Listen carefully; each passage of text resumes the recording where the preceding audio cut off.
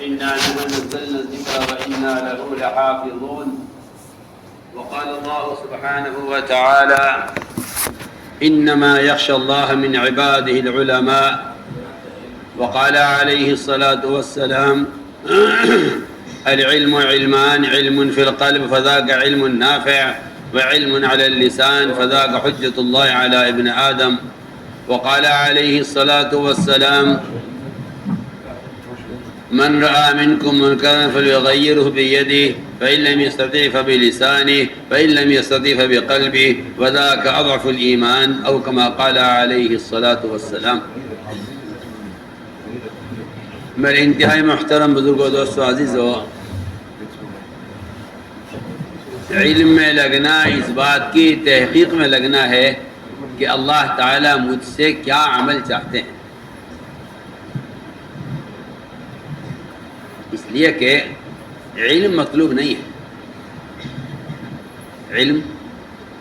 علم مطلوب نہیں ہے، عمل مطلوب ہے۔ کیا مطلوب ہے؟ عمل مطلوب۔ جو آدمی طالب عمل نہیں ہے وہ اللہ کی قسم طالب علم نہیں۔ اگر مسلمان طالب عمل نہیں ہے تو پھر یہ علم اس کے پاس ایک فن ہے جس کو یہ اپنی دنیا کے لیے استعمال کرے گا۔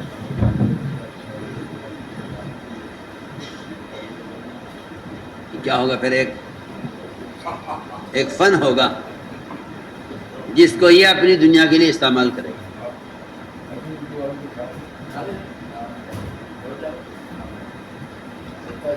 اس لیے صاف بات ہے کہ علم بالذات مقصود نہیں ہے۔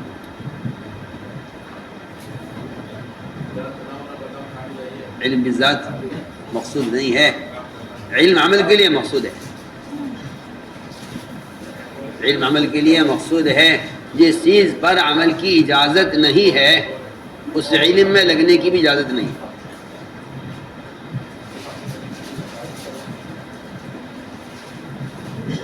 جس طریقے پر عمل کرنے کی اجازت نہیں ہے اس کے علم کی بھی اجازت نہیں ہے۔ میں عرض کرتا ہوں، عمر رضی اللہ تعالیٰ نے توریت پڑھی اور توریت پڑھنے کا مقصد یہ تھا کہ ہمارے علم میں اضافہ ہو، ہمارے علم میں اضافہ ہو۔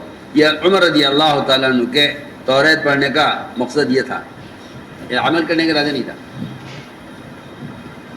ارادہ یہ تھا کہ توریت پڑھنی چاہیے تاکہ ہمارے علم میں اضافہ ہو اور ہمیں پتہ چلے کہ اللہ نے موسیٰ علیہ السلام کے احکام دیے تھے۔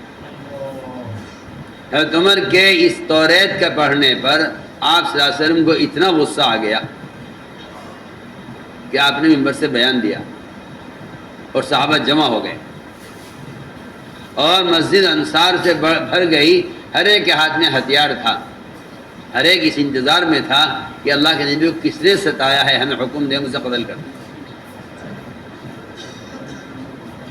یہ سارا غصہ حضرت عمر پر تھا۔ توریت کیوں پڑھی؟ آپ سوچیے، یہ غصہ اس لیے تھا امت کو بتلانے کے لیے کہ جس پر عمل نہیں کرنا ہے اس کا علم حاصل بھی نہیں کرنا۔ اس سے بات واضح ہو گئی ہے اور یہ بات متعین ہو گئی کہ اس چیز کا علم حاصل کرو جس پر عمل کرنا ہے، کیونکہ اللہ تعالیٰ کو اپنے بندے سے علم مطلوب نہیں ہے، عمل مطلوب ہے۔ کتنی آسان بات ہے۔ کیا مطلوب ہے؟ عمل مطلوب ہے نا۔ جب عمل مطلوب ہے تو علم برائے علم نہیں ہوا، علم برائے عمل ہوا ہے۔ آخرت میں کسی آدمی کا درجہ اس کے علم کے اعتبار سے نہیں ہوگا کہ یہ بڑے عالم کا بڑا درجہ ہو، یہ چھوٹے عالم کا چھوٹا درجہ ہو۔ نہیں، دنیا میں چھوٹے بڑے درجات جو ہوتے ہیں وہ دنیا میں ہوتے ہیں لوگوں کے۔ لوگ زیادہ جاننے والے کو زیادہ بڑا عالم کہتے ہیں،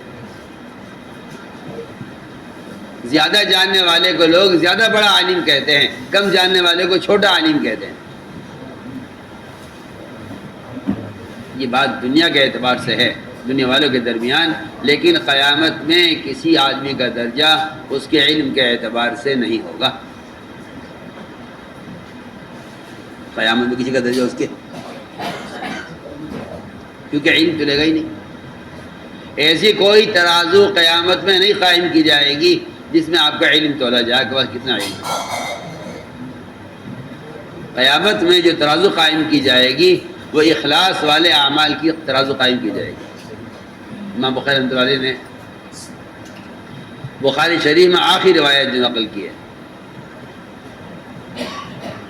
وہ آخری روایت جو نقل کی ہے وہ اعمال کے وزن کی ہے کہ اعمال تولے جائیں گے،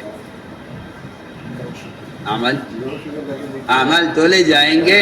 یہ آخری حدیث ہے، اور پہلی حدیث نیت کی ہے۔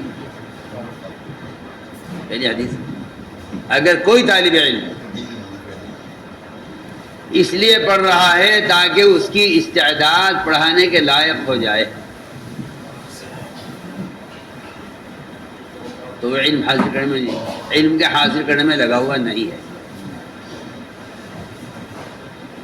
میں لکھا ہے اگر کوئی طالب علم اس لیے پڑھ رہا ہے تاکہ اس کی استعداد پڑھانے کی ہو جائے تو ایسا طالب علم علم کو بیچے بغیر چھوڑے گا نہیں، وہ بیچے گا علم کو، کیونکہ اس نے اس سے استعداد پیدا کرنی چاہیے۔ اس نے اس بات کی کوشش نہیں کی ہے کہ مجھے اس علم کے ذریعے اللہ کا قرب اور معرفت حاصل ہو۔ اس لیے میں نے عرض کیا کہ علم کا موضوع معلومات کو بڑھانا نہیں ہے، علم کا موضوع عمل ہے، یعنی علم میں لگنا، اس بات کی تحقیق میں لگنا ہے میرا رب مجھ سے کیا چاہتے ہیں۔ اگر کوئی آدمی دیکھنا چاہے کہ پڑھنے سے اس کا علم بڑھ رہا ہے یا گھٹ رہا ہے، پڑھنے سے اس کا علم بڑھ رہا ہے یا گھٹ رہا ہے، اگر کوئی یہ بات دیکھنا چاہے تو یہ دیکھ لے کہ علم کے حاصل کرنے والے کے دل میں ہر روز اللہ کا خوف گھٹ رہا ہے یا بڑھ رہا ہے، اللہ کا خوف گھٹ رہا ہے یا بڑھ رہا ہے۔ اگر روزانہ اللہ کے خوف میں اضافہ ہو رہا ہے تو کہا جائے گا کہ ہاں یہ علم میں آگے بڑھ رہے ہیں، اور اگر اللہ کے خوف میں اضافہ نہیں ہے تو پھر قرآنی اصطلاح میں اس کو علم کہتے ہی نہیں ہیں، اور اس شخص کو عالم کہا ہی نہیں گیا جس کے دل میں اللہ کا خوف نہ بڑھ رہا ہو، اس کو عالم کہا ہی نہیں گیا۔ اس میں تو قرآن نے تو صاف کر دیا ہے کہ علماء صرف وہ ہیں جو اللہ سے ڈرتے ہیں۔ علماء کون ہیں؟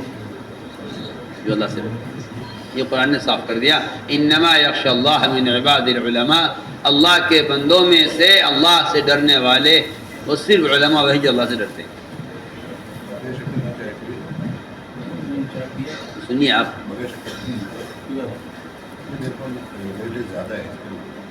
فقیہ، فقیہ کسے کہتے ہیں؟ فقاہت کیا ہے؟ فقاہت کیا ہے؟ فقیہ کسے کہتے ہیں؟ ایک فقیہ اگر 1000 شیاطین پر بھاری ہے تو اس کی وجہ کیا ہے؟ فقیہ کسے کہتے ہیں؟ فقیہ اس کو کہتے ہیں کہ جو شخص حلال، جائز، نفع کی اور ایسی چیز جس کے لوگ عادی ہیں، ہماری بات بہت توجہ سے،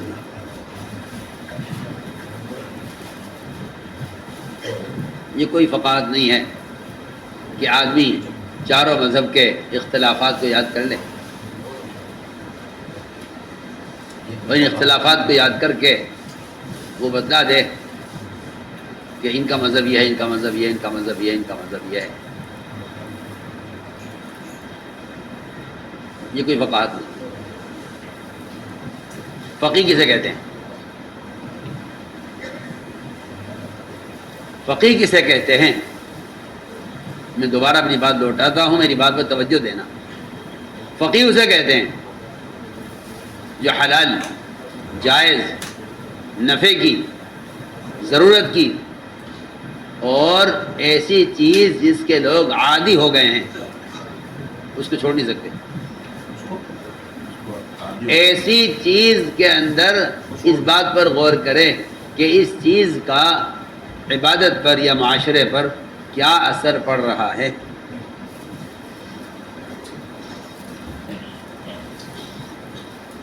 معاشرے پر اور عبادت پر کیا اثر پڑ رہا ہے.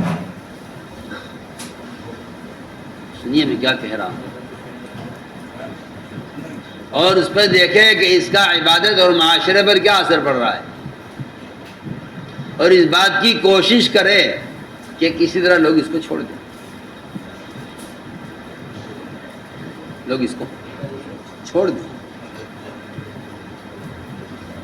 میری بات بہت دھیان سے سننا. میں آپ کو بتانا چاہتا ہوں کہ فقیہ کون ہوتا ہے. فقاہت اور علم یہ نہیں ہے کہ آپ ایک غلط چیز کو صحیح ثابت کرنے کے لیے دلائل تلاش کریں. یہ فقاہت نہیں ہے، یہ حماقت ہے. یہ کیا ہے مولوی صاحب؟ یہ فقاہت نہیں ہے، حماقت ہے. فقاہت کیا ہے؟ فقاہت اسے کہتے ہیں ایک حلال جائز نفع کی ضرورت کی ایسی چیز جس کے استعمال کے لوگ عادی ہیں اور وہ اس کو چھوڑ نہیں سکتے. وہ اس چیز کے دین پر نقصان کو محسوس کرے کہ اس کا دین پر کیا، اس کا دین پر کیا اثر پڑ رہا ہے. میں اس کی مثال عرض کرتا ہوں. آتا ہے روایتوں میں کہ عمر رضی اللہ تعالیٰ عنہ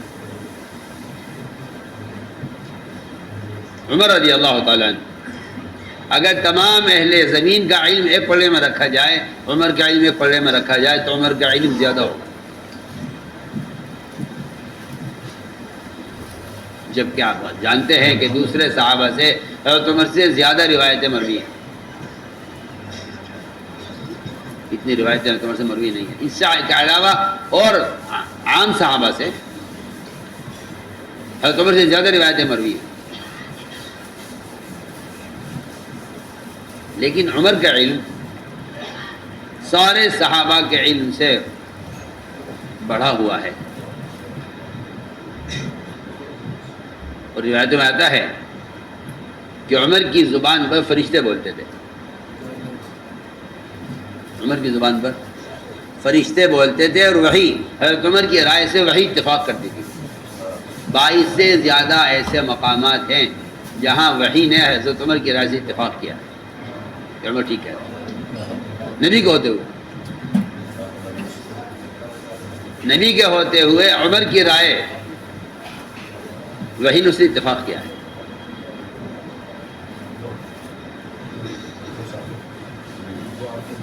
تو میری بات پر آپ توجہ دیں گے.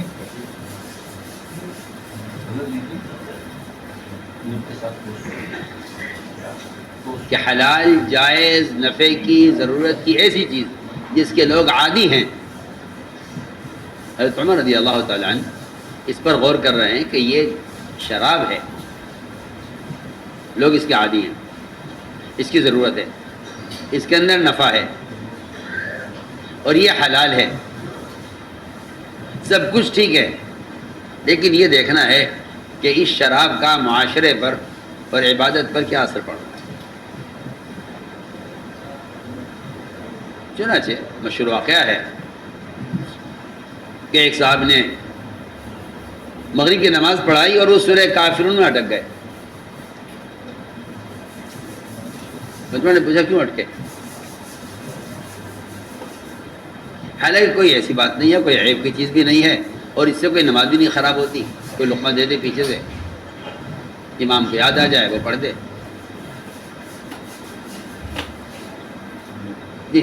سوال کیا کہ کیا وجہ ہوئی آپ کے سورہ کافرون میں اٹکنے کی؟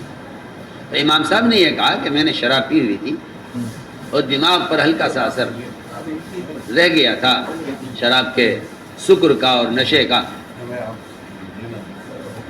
یہ وجہ. اس کے بہت سے علاج تھے. آئندہ کوئی امام اس نماز نہ پڑھائے جس کی دماغ پر نشے کا اثر ہو. بھائی شراب کی تو ضرورت ہے، اس کو تو ہم چھوڑ نہیں سکتے، لیکن ایسا کر لو. یا کوئی ایسا آدمی نماز پڑھائے جس پر اثر شراب کا اثر نہ ہو. لیکن انہوں نے کہا کہ نہیں، اس سے نماز خراب ہو رہی ہے، اس کو حرام کروانا ہے.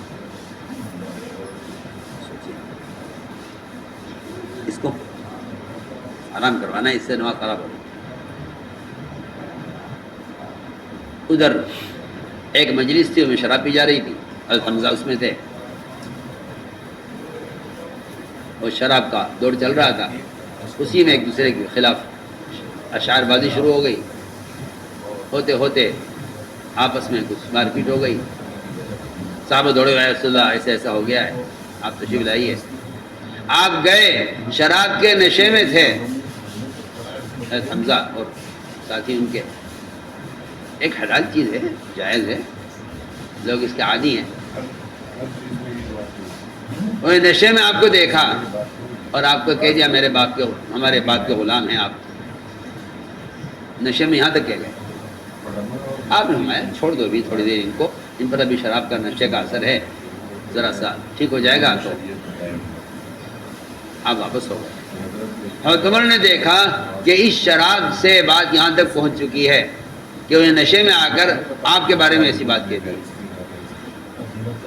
حضرت عمر کو چڑھ گئی کہ اس شراب کو حرام کروانا ہے. حالانکہ قرآن نے نفع کا ذکر کیا ہے، صحابہ اس کے عادی ہیں، حلال ہے، ساری تجارت اس پر ہے، ساری تقریبات اسی پر ہیں. ایک بچے کی گھٹی سے لے کر اس کی سکرات کے وقت تک اس کو شراب پلائی جائے.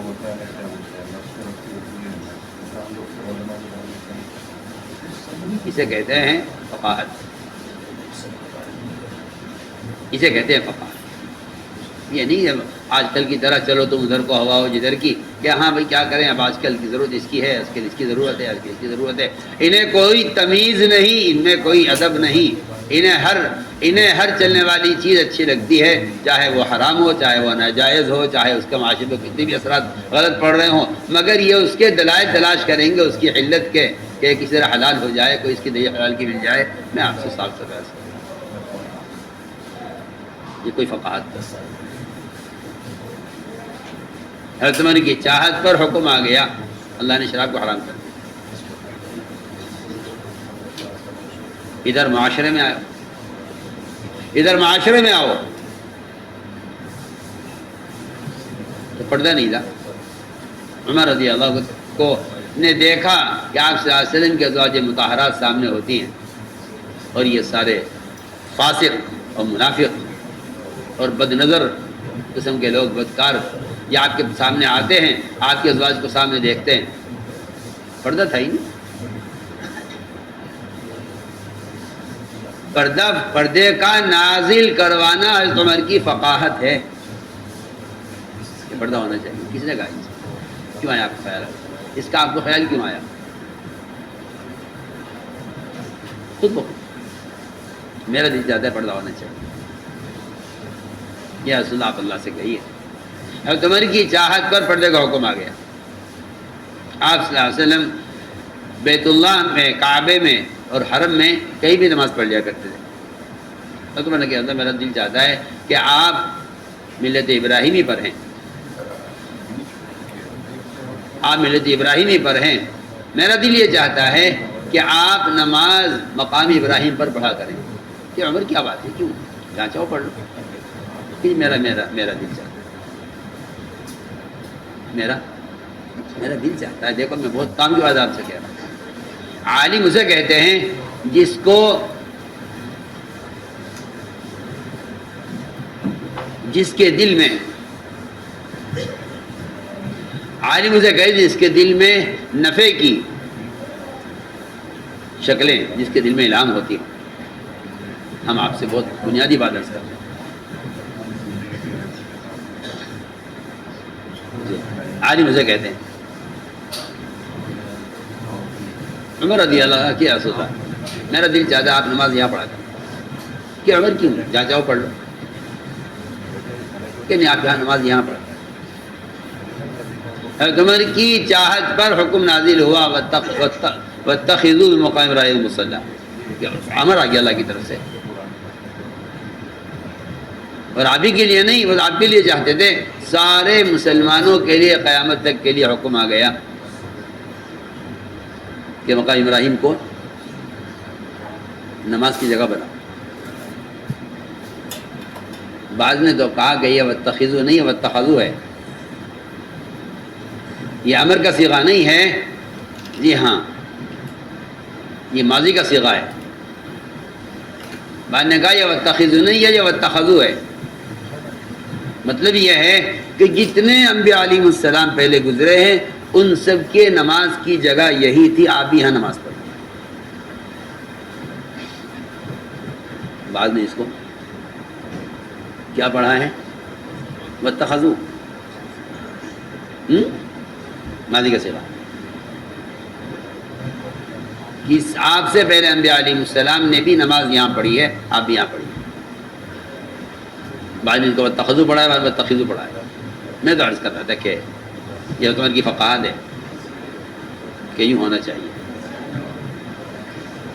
اور یہی وجہ ہے کہ حکومت کی فقاہت کی وجہ سے آج بھی غیر مسلم اس بات کا معترف ہے کہ اگر کسی کو حکومت چلانی ہو اور کسی کو کسی ملک کا نظام چلانا ہو تو اس کے ملک کے چلانے کا عمر کے اصول اور عمر کے طریقے سے بہتر کوئی طریقہ نہیں۔ غیر مسلم آج اس کا معترف ہے۔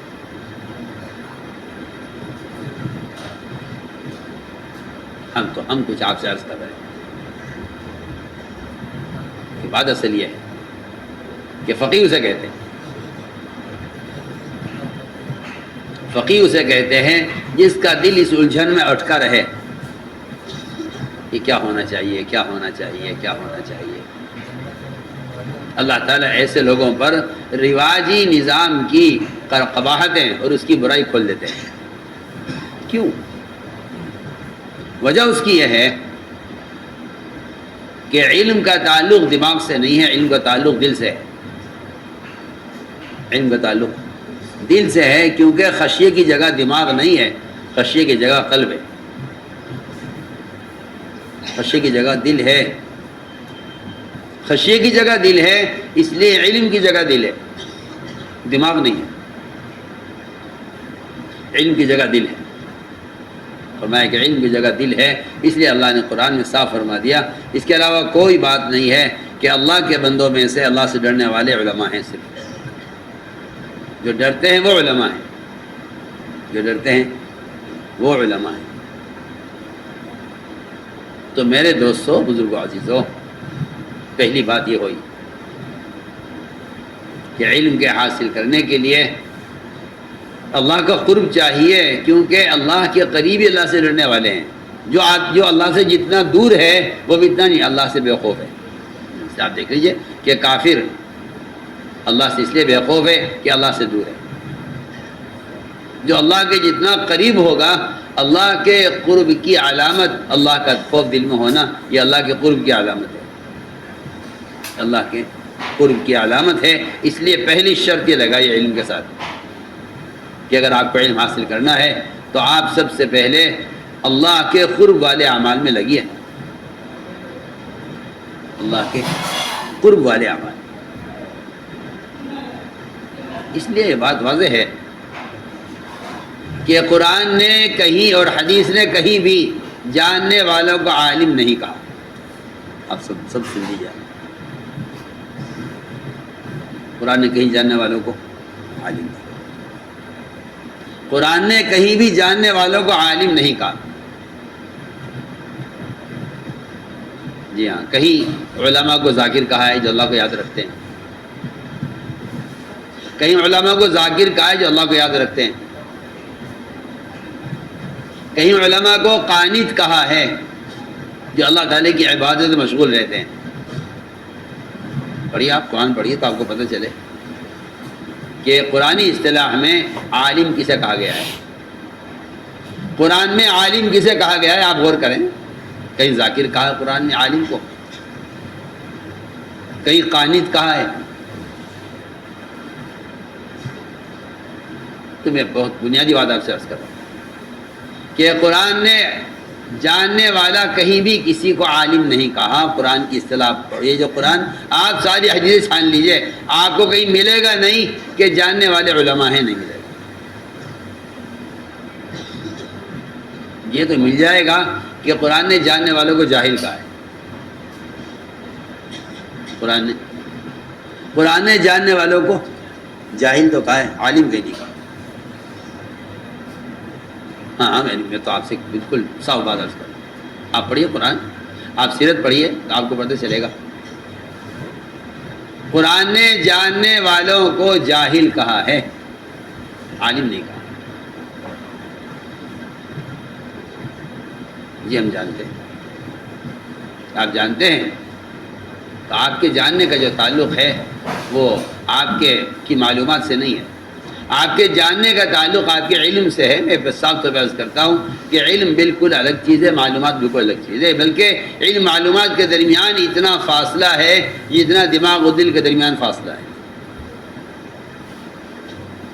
علم اور معلومات کے درمیان اتنا فاصلہ ہے جتنا دل و دماغ کے درمیان فاصلہ ہے. توجہ سے میری بات سننا.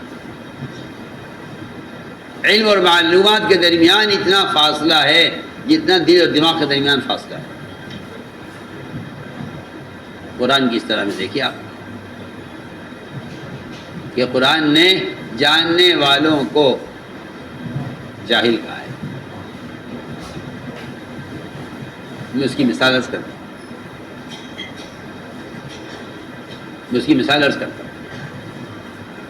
ایک شخص اگر علم رکھتا ہے تو اس عالم کی طلب کسی بھی کام میں خلاف سنت نہیں ہو سکتی. خلاف سنت نہیں ہو سکتی. اس کی طلب خلاف سنت نہیں ہو سکتی اگر اس کا کوئی مطالبہ سنت کے خلاف ہے. اگر اس کا کوئی مطالبہ سنت کے خلاف ہے تو یہ عالم نہیں ہو سکتا. ہماری بات بہت دھیان سے سننا, ہم علماء سے بات کر رہے ہیں خاص طور پر. اگر عالم کا کوئی مطالبہ سنت کے خلاف ہے تو قرآن کی اصطلاح میں اس کو جاہل کہا گیا ہے, حدیث میں بھی جاہل کہا گیا ہے. حدیث میں بھی اس کو جاہل کہا, قرآن میں بھی اس کو جاہل کہا. میں دو واقعے عرض کروں گا سیرت سے. میں سیرت سے دو واقعے آپ سے عرض کروں گا جس سے معلوم ہو جائے گا کہ جس آدمی کا مطالبہ سنت کے خلاف ہے, جس آدمی کا مطالبہ سنت کے, میری بات سونا مت یہاں بیٹھ کے, جس کا مطالبہ سنت کے خلاف ہے قرآن نے اس کو جاہل کہا. میں دو واقعہ عرض کرتا ہوں. آپ پڑھیے قرآن اور اپنے علم کو قرآن پر پیش کر کے دیکھیے آپ کے پاس علم ہے یا معلومات ہے. یہ قرآن فرقان ہے. قرآن کا نام فرقان ہے. فرقان کا مطلب یہ ہے کہ وہ آپ عالم ہیں یا جاہل ہیں اس میں فرق کرے گا. آپ عالم ہیں یا جاہل ہیں اس میں قرآن فرق کر دے گا. میں پہلی مثال عرض کرتا ہوں. یہ قرآن نے جاننے والوں کو جاہل کہاں کہا ہے. جب بنی اسرائیل بت پرستوں کی طرف سے اذیتیں برداشت کرتے کرتے کرتے کرتے صبر کی حد کو پہنچ گئے اور بنی اسرائیل بحر قلزم سے پار ہو گئے. بنی اسرائیل بحر قلزم سے پار ہو گئے اور انہی کو دیکھ کر فرعون داخل ہو گیا اپنے لشکر کو لے کر. اور یہ منظر دیکھ کر کہ یہ پار ہو رہے ہیں, میں غرق ہو رہا ہوں, اس منظر کو دیکھ کر فرعون نے چاہا کہ کلمہ پڑھ لے. فرعون نے چاہا کہ کلمہ پڑھ لے اس وقت, اور اس نے اعلان بھی کر دیا کہ میں ایمان لے آیا ہوں۔ روایت میں آتا ہے کہ جبرائیل نے ایک مٹھی ریتے کی لے کر اس کے منہ میں اس طرح بھر دی کہ وہ کلمہ نہ پڑھ سکے، کلمہ نہ پڑھ سکے۔ میں درمیان میں عرض کر رہا ہوں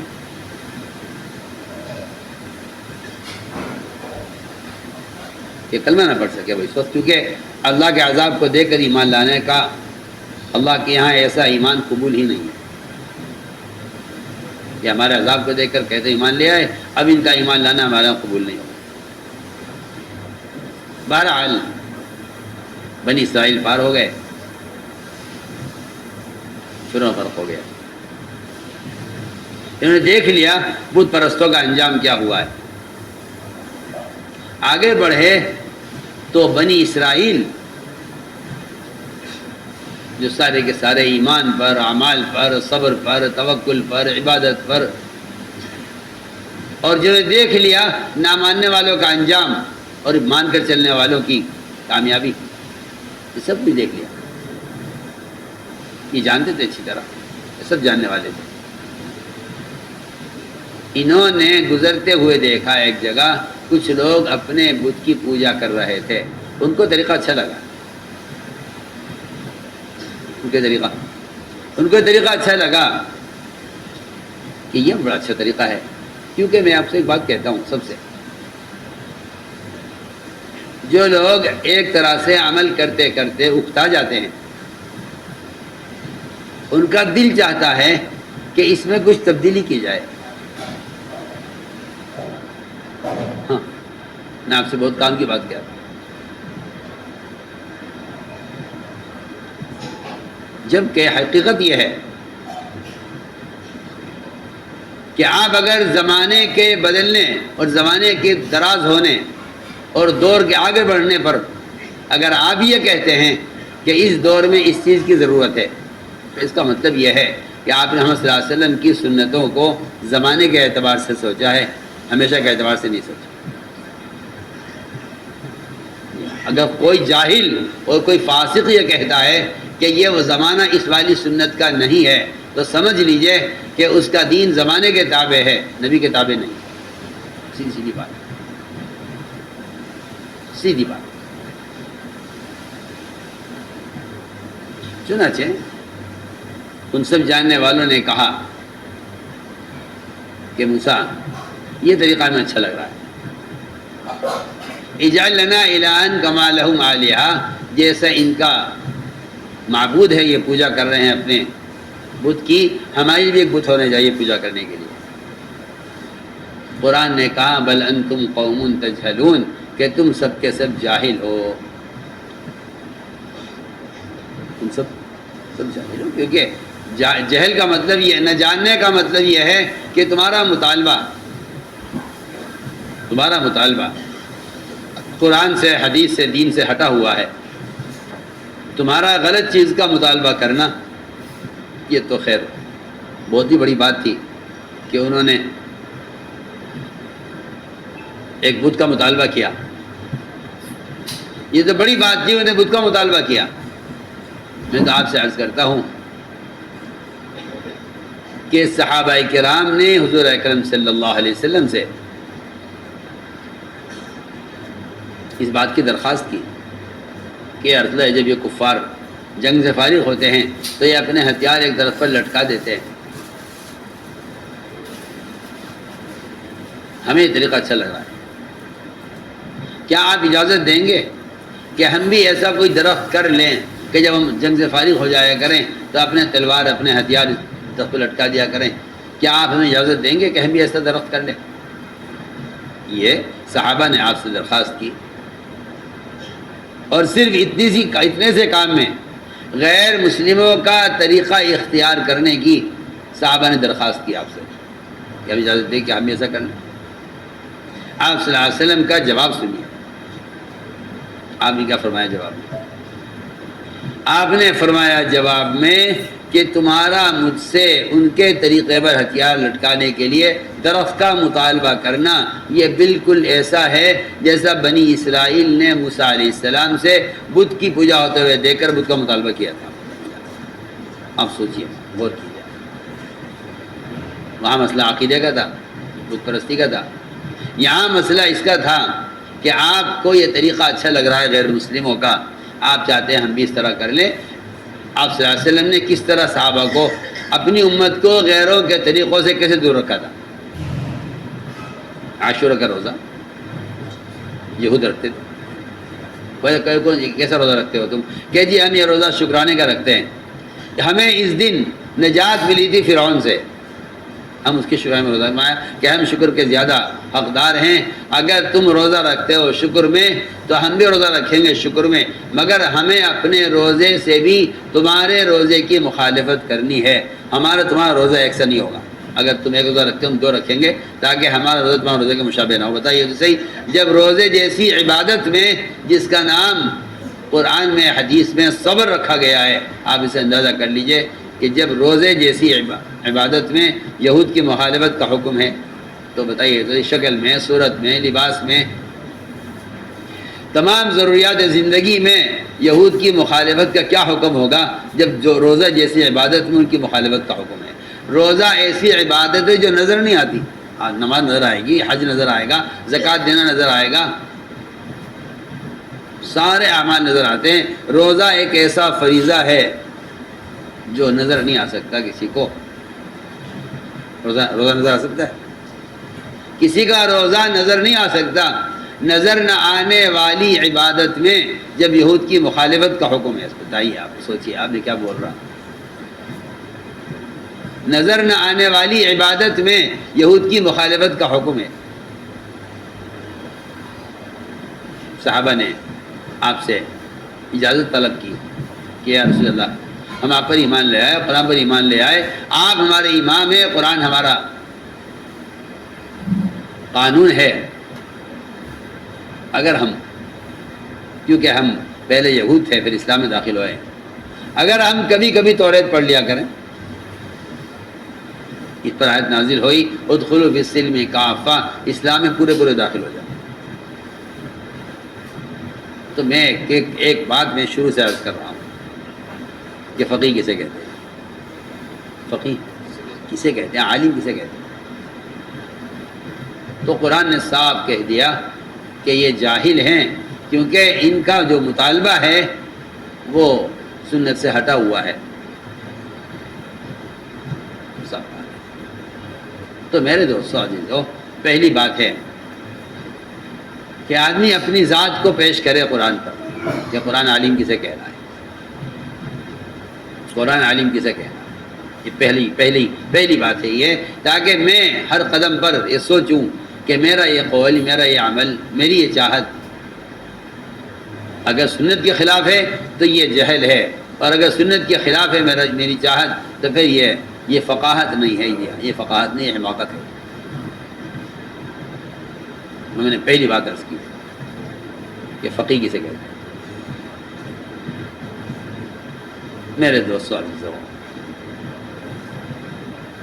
ایسا علم حاصل کرنے کے لیے کچھ شرائط ہیں، ایسا علم حاصل کرنے کے لیے کچھ شرائط ہیں۔ پہلی شرط یہ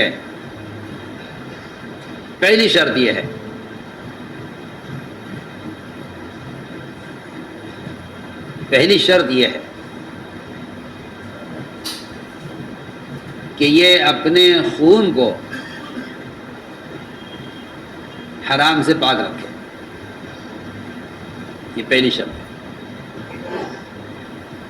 انبیاء علیہ السلام کو اللہ نے بھیجا ہے اور یہ حکم دیا ہے، انبیاء علیہ السلام کو، انبیاء کو اس کا حکم دیا ہے کہ تمہیں لوگوں تک علم پہنچانا ہے اور تم پر علم نازل کیا جائے گا، لہذا تم اپنی غذا کو پاکیزہ رکھو۔ سارے انبیاء کو حکم، یا ایھا الرسل، اے تمام انبیاء اور رسول، یہ بات جان لیں کہ ان کی غذا پاکیزہ ہونی چاہیے، کیونکہ انہیں علم اللہ سے لے کر لوگوں تک پہنچانا ہے۔ میں پہلی شرط بیان کر رہا ہوں، کیونکہ ایک عام سی بات ہے کہ جس طرح نماز میں مشغول ہونا عبادت ہے، اس طرح علم میں مشغول ہونا عبادت ہے. اس طرح نماز میں داخل ہونا، نماز ادا کرنا عبادت ہے، اس کے لیے طہارت شرط ہے. ایسے میں کہنا چاہتا ہوں کہ اس طرح تعلیم کے لیے بھی طہارت شرط ہے. تعلیم کے لیے طہارت شرط. کیوں نہیں طہارت؟ آپ غسل کر رہے ہیں، وضو کر لیں، یہ طہارت. ہمارے آپ کے تصور میں غسل اور وضو صرف یہ طہارت کا تصور ہے. میں کہتا ہوں اس سے زیادہ بڑھ کر یہ طہارت تو آپ کو مٹی سے بھی حاصل ہو جائے گی. پانی نہیں ہے، یہ طہارت تو آپ کو مٹی سے بھی حاصل ہو جائے گی. میرے نزدیک اس ظاہری بدن کی طہارت سے زیادہ اہم اور ضروری وہ اندر کے خون کا پاک ہونا ہے. اندر کے خون کا پاک ہونا، میں بہت بنیادی بات سب سے عرض کروں. اندر کے خون کا پاک ہونا یہ باہر کی طہارت سے زیادہ اہم اور ضروری ہے. ظاہری پاکی حاصل کرنا کوئی مشکل نہیں ہے. جی ہاں، آپ دریا میں گھس کے نکل جائیں آپ پاک ہو جائیں گے، آپ وضو کریں آپ پاک ہو جائیں گے. طہارت ظاہری اعضاء کی طہارت کوئی مشکل کام نہیں ہے. آپ کے بدن کے خون کا پاک ہونا علم کے حاصل کرنے کے لیے یہ پہلی شرط ہے، اور یہ شرط انبیاء کے لیے بھی ہے اور یہ شرط عام مسلمانوں کے لیے بھی ہے. یہ شرط عام مسلمانوں کے لیے بھی پہلی شرط ہے یہ طہارت کی. کہ اگر آپ علم حاصل کرنا چاہتے ہیں تو سب سے پہلی شرط یہ ہے کہ اپنا خون پاک رکھیں، کیونکہ علم آپ کے سارے اعضاء سے متعلق ہے. اگر آپ کے اعضاء میں حرام خون دوڑ رہا ہے، سب بات ہے، سود کا یا نعوذ باللہ غبن کا، آپ کو تمیز نہیں ہے اس کی کہ آپ کیا کھا رہے ہیں. تو صاحب یہی بات فرماتے تھے لوگ لقمے کو معمولی سمجھ کر کھا لیتے ہیں، حالانکہ لقمہ سمندر ہے، خیالات اس کے موتی. لقمہ سمندر، خیالات اللہ. جیسا پاک صاف پانی ہوگا ایسے پاکیزہ موتی بنیں گے. میں اس کی مثال عرض کروں. آپ سے وسلم کو غزوے سے فارغ ہونے کے بعد ایک عورت نے دیکھا کہ آپ کے چہرے پر بھوک کے آثار ہیں. آج کیا ہے رسول اللہ، میں دیکھ رہی ہوں کہ آپ پر بھوک کے آثار ہیں، آپ میری دعوت قبول کر لیجئے، میں آپ کے لیے کھانے کا انتظام کرتی ہوں. آپ کی دعوت کو قبول کر لیا. لیکن دعوت قبول کرنا یہ تواضع کی علامت ہے. اس کی تواضع کی علامت ہے کہ آپ کی دعوت قبول کر لیا. اب میں اگر مجھے کوئی دعوت دے گا ایسی ہڈی کی طرف جس کے اوپر سے گوشت اتار لیا گیا ہو تو میں اس کی اس ہڈی کی دعوت کو قبول کر لوں گا. جی ہاں، ورنہ اللہ مجھے معاف فرمائے، بعض مہمان ایسے ہوتے ہیں کہ وہ یہ کہتے ہیں میزبان کے بارے میں کہ انتظام تو کوئی خاص کیا ہوا نہیں تھا کھانے میں، جو سے بلایا ہے. اور بعض میزبان ایسے ناشکرے اور ایسے بیوقوف ہیں کہ وہ مہمان کے لیے 10 چیزیں تیار کریں گے اور بار بار یہ کہتے رہیں گے کچھ نہیں ہے، کچھ نہیں ہے، آپ تو اچانک آ گئے، میں تو اور کچھ کرتا، آپ تو اچانک آ گئے. حدیث میں آتا ہے دونوں ہلاک ہو گئے. دونوں ہلاک، دونوں کی ہلاکت ہے اس میں. اگر وہ میزبان یہ کہتا ہے میں کچھ نہیں کر سکا آپ کے لیے، تو وہ تواضع میں کہہ رہا ہے میں نے کچھ بھی نہیں کیا. ادھر مہمان ہے جو ناشکرہ ہے، جو یہ کہہ رہا ہے باہر نکل کر اپنے ساتھیوں سے کہ بلایا تو ہمیں بڑے اہتمام سے تھا لیکن کھانے میں کوئی خاص انتظام نہیں کیا ہوا تھا. سنیے آپ، تو میں نے عرض کیا کہ آپ نے فرمایا اگر مجھے ایسی ہڈی کی طرف بلایا جائے جس کے اوپر سے گوشت اتار لیا گیا ہے تو میں ان کی دعوت کو قبول کروں گا. اور آگے یہ فرمایا کہ نہیں لو دعیت الی قراء الغمیم، کہ قراء غمیم تو مدینے سے بہت دور کا ایک علاقہ ہے، میں اگر کوئی وہاں سے بھی مجھے بلانے آئے گا تو وہاں جاؤں گا دعوت قبول کرنے کے لیے. تو آپ نے اس عورت کی دعوت کو قبول کر لیا. یہ گئی، اس نے اپنے حلال پیسے سے اپنی پڑوسن سے کہا کہ مجھے بکری چاہیے، آپ صلی اللہ علیہ وسلم کے لیے کھانا پکانا ہے۔ اس نے اپنی پڑوسن سے، اس پڑوسن کی اجازت کے ساتھ اس سے بکری خریدی، اس کا کھانا تیار کیا، آپ کے سامنے پیش کیا۔ آپ صلی اللہ علیہ وسلم نے گلا ہوا گوشت تھا، نرم، اس کا ایک لقمہ اپنے منہ میں رکھا، لیکن وہ لقمہ آپ کے حلق سے اترا نہیں۔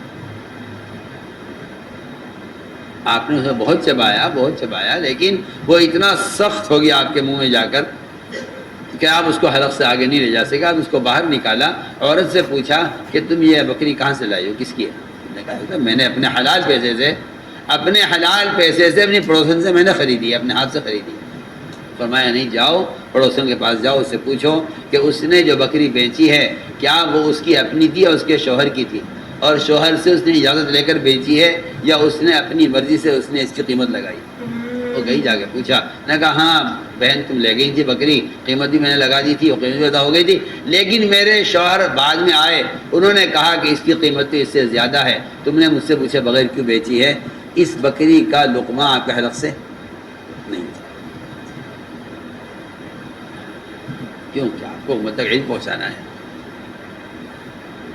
سنیے اللہ مجھے معاف کرے، ہماری تو یہ عادت ہے کہ مال کا میل سمیٹ کے ہمیں کھلا دو تاکہ ہم علم حاصل کرنے میں تو سوچتا رہتا ہوں۔ مال کا میل سمیٹ کر ہمیں کھلاؤ تاکہ ہم علم حاصل کرنے میں تو آپ سے کچھ کرتے رہو۔ اسکول میں چلے جاؤ، کالج میں چلے جاؤ، ڈاکٹر بن جاؤ، وکیل بن جاؤ، انجینئر بن جاؤ، تم قرض لے کے علم حاصل کرتے ہو، قرض لے کے جہل حاصل کرتے ہو۔ علم کے لیے مزاج یہ ہے کہ ہاں بھائی کچھ بھی ہمیں مل جائے کھانے کو، کیا کیونکہ ہم تو علم حاصل کر رہے ہیں۔ ارے تم علم حاصل کر رہے ہو تو سب سے پہلے اپنی غذا پر غور کرو کہ تم کیا کھا رہے ہو، سوچو۔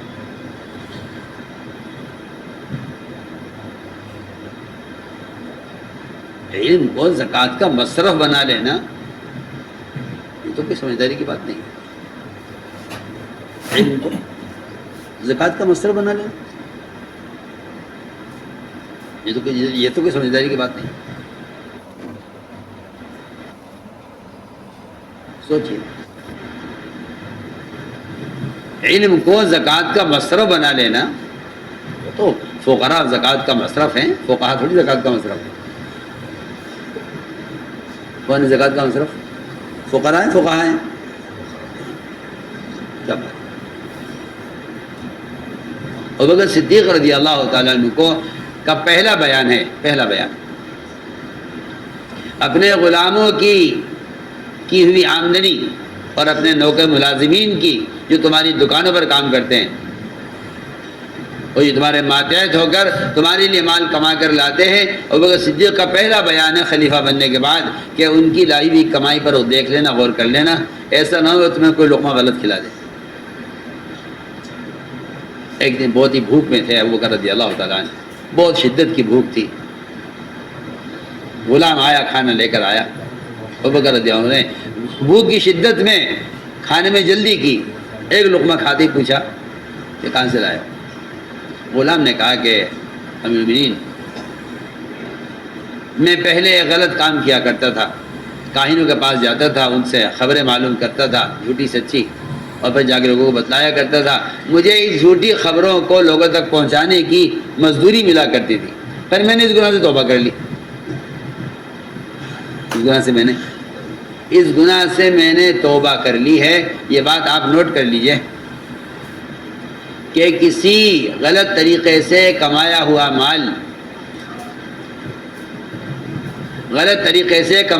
مال توبہ کرنے سے پاک نہیں ہو سکتا۔ میں نے توبہ کر لی، میں غلط طریقے سے نہیں کماؤں گا۔ آپ نے توبہ کر لی ہے، اس توبہ سے آپ کا کمایا ہوا مال پاک نہیں ہوگا۔ سوچیے، آپ ایک آدمی چوری کرے، مستقل کا معمول چوری کرنے کا، پھر توبہ کر لی، اس توبہ سے چوری کا گناہ معاف ہوگا، چوری کا مال معاف نہیں ہوگا۔ چوری کا گناہ معاف ہو جائے گا توبہ کرنے سے، لیکن چوری کا مال معاف نہیں ہوگا. چوری کا مال آپ کو جس کا چرایا اس کو واپس کیا جائے گا، چاہے کما کر واپس کرو، چاہے موجودہ مال کو واپس کرو، جس طرح بھی ہو آپ کا چوری کا گناہ معاف نہیں ہوگا جب تک آپ اس مال کو واپس نہ کرو. کیوں بھائی؟ اس لیے کہ چوری میں دو کام ہوئے نا، ایک اللہ کا حق مارا گیا ہے کہ آپ نے گناہ کیا، ایک بندے کا حق مارا گیا کہ اس کا مال چرایا. آپ یہ مال اس کو واپس کیے بغیر اس مال کو آپ حلال نہیں کر سکتے. آپ کی توبہ سے، استغفار سے، ندامت سے کہیں سے بھی آپ کا چرایا ہوا مال حلال نہیں ہوگا. اس نے اگر کہا کاہن کہ جی میں کہانت کرتا تھا اور وہاں سے ماں میرا پیسے ہم پاس رہ گئے تھے ان کے پاس، میں آج وہاں سے گزرا تو انہوں نے کہا بھائی تم نے آنی چھوڑ دیا، اب کیا بات ہے؟ کہ جی میں نے تو اس گناہ سے توبہ کر لی ہے. کہ چلو ٹھیک ہے توبہ کر لی، باقی اس زمانے کے پیسے ہمارے پاس رکھے ہوئے ہیں، یہ لے جاؤ، تمہارا حصہ، ہمارا حق ہے. کہتا ہے کہ میں نے مال آپ کے لیے کھانا خریدا ہے، بس اتنا سننا تھا. ابوبکر صدیق رضی اللہ تعالیٰ عنہ نے کئی مرتبہ پانی پی پی کر اندر سے اس لقمے کو نکالا اور یہ کہہ کر نکالا کہ اگر یہ میری جان لے قبر نکلتا تو میں اسے نکالتا، کیونکہ یہ لقمہ میرے بدن کا، میرے خون کا حصہ بننے سے پہلے اس کو نکالنا ضروری ہے. میں تو عرض کر رہا تھا کہ جی ہاں، علم سب سے پہلے اس کا تقاضا کرتا ہے. کیا آپ کھاتے کیا؟ سوال ہے. اللہ اکبر. پہلا سوال یہ کہ آپ کھاتے کیا؟ اس لیے غذا کا پاکیزہ ہونا طالب علم کے لیے یہ بالکل ایسا ہے جیسا نماز کے لیے طہارت کا، نماز کے لیے طہارت کا ہونا جس طرح لازم ہے، اس طرح طالب علم کے لیے اپنی غذا کا پاکیزہ رکھنا ضروری ہے. دیکھ لیجیے دنیا کے سارے فنون، سارا دنیا کا جہل، تجارت ہو، زراعت ہو، ڈاکٹری ہو، وکالت ہو، سائنس ہو، آپ انجینئرنگ ہو، سارا دنیا کا گند اور جہل اٹھا کر دیکھ لیجئے، آپ کو ہر جگہ اپنے ذاتی خرچ سے لوگ فنکار بنتے ہیں. اپنے ذاتی خرچ سے لوگ فنکار بنتے ہیں. آپ بتا دیجیے اب کون سا اسکول ایسا ہے جہاں آپ کو اللہ کے لیے پڑھایا دیا جائے؟ کوئی آپ فیس جمع کیجیے، پڑھیے، سوچیے. جس علم پر ساری آخرت کا وعدہ ہے اور جن پر آخرت کا مدار ہے، آپ اسے چاہتے ہیں کہ یہ مفت میں حاصل ہو جائے، اور جس کا آخرت سے کوئی تعلق ہی نہیں ہے قطعاً، اس کے لیے آپ مال خرچ کرنے پر آپ مجبور ہیں، آپ کے پاس کوئی راستہ نہیں.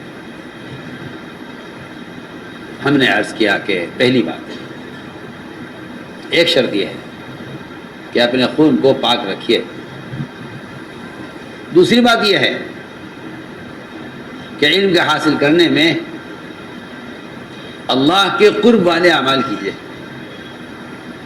اللہ کے قرب والے اعمال. لیکن علم اللہ کی صفت ہے، یہ اللہ کے قرب کے بغیر حاصل نہیں ہو. اس لیے قرآن نے جاننے والے نہ جاننے والوں کے درمیان جو فرق کیا ہے وہ عمل کا کیا ہے. میں نے آیت شروع پڑھی تھی کہ بھلا وہ شخص جس کی رات گزرتی ہے قیام میں اور رکوع میں سجدے میں، اور دن گزرتا ہے اس کا اللہ کے خوف کے ساتھ اور آخرت کے ڈر کے ساتھ، اور وہ اللہ تعالیٰ کی رحمت سے امید رکھتا ہے، بھلا جاننے والے نہ جاننے والے برابر ہو سکتے ہیں؟ یہ قرآن نے اس کو عبادت کے ساتھ اور رات کے قیام کے ساتھ جوڑا ہے. تو فرمایا کہ ہاں، علم حاصل کرنے کے لیے دوسری شرط یہ ہے کہ آدمی عبادت میں اور تہجد میں اور تلاوت میں اور صبح شام کے ذکر اور تسبیحات میں اور علم کا حاصل کرنے سے متعلق جو مسنون دعائیں ہیں، اللہم اسألک علما نافعا، علم نافع کو اللہ تعالیٰ سے نافع کو مانگا گیا ہے. معلوم ہوتا ہے کہ نقصان دینے والا علم بھی ہوتا ہے. اس لیے فرمایا کہ وہ اعمال جو اللہ کے قریب کریں، ان اعمال کے ذریعے علم حاصل کیا جائے. ان اعمال کے ذریعے علم حاصل کرو جو اللہ کے قریب کرنے والے ہیں. دوسری شرط یہ ہے کہ علم بڑھتا ہے تقوی سے، کیونکہ صحابی نے کہا آپ صلی اللہ علیہ وسلم سے کہ یا رسول اللہ میں عالم بننا چاہتا ہوں. آپ نے فرمایا میں چاہتا ہوں میرا علم بڑھ جائے.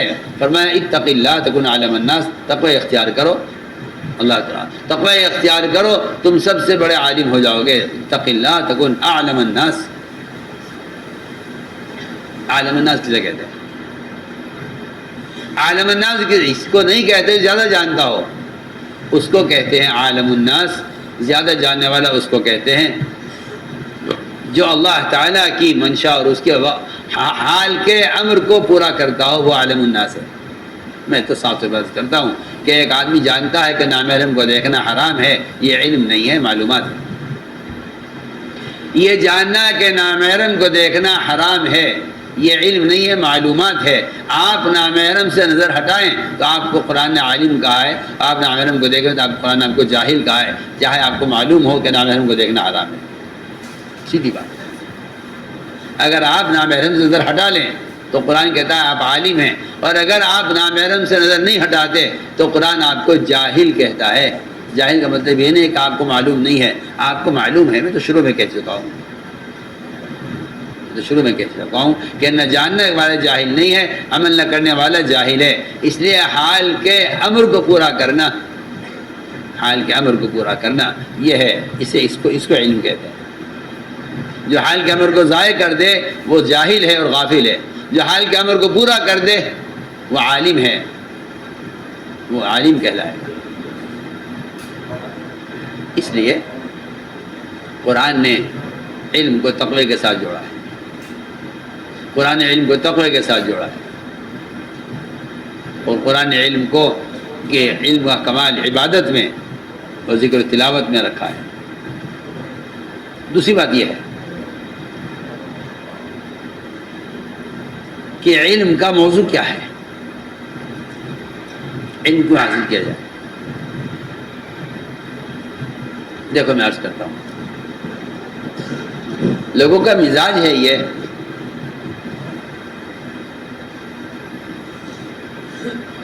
کہ دوسروں پر تردید کرنے کے لیے علم حاصل کرنا، جبکہ علم کی غرض یہ نہیں ہے کہ آپ دوسروں پر تردید کریں. علم کی غرض یہ ہے کہ آپ اس بات کی تحقیق کریں کہ اللہ آپ سے کیا چاہتا ہے. علم میں لگنا اس بات کی تحقیق میں لگنا کہتے ہیں اللہ آپ سے کیا چاہتا ہے. علم میں لگنا اس بات کی تحقیق میں لگنا کہتے ہیں کہ اللہ آپ سے کیا چاہتا ہے. میں بہت آسان بات عرض کر رہا ہوں. اس لیے علم کا موضوع یہ نہیں ہے کہ آپ اپنے علم سے اس پر رد کریں. آج کل ایسے طلباء کو بہت ہی ہونہار اور ذی استعداد اور ایسے عالم کو بڑا عالم سمجھا جاتا ہے جو اپنے مذہب سے دوسرے کی مذہب کی تردید کرتے ہیں. ہماری بات یاد رکھنا کہ تردید تو صرف باطل کی ہے، تردید صرف باطل کی ہے. ایک دوسرے کے مذہب کی تردید کرنا یہ سنت کی تردید کرنا ہے. یہ سب کے پاس سنت ہے، شوافی کے پاس بھی، حنابلہ کے پاس بھی، مالکیہ کے پاس بھی، سب کے پاس سنت ہے. سب کے پاس سنت ہے.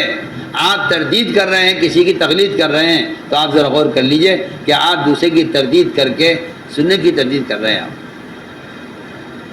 آپ سنت کی تردید کر رہے ہیں.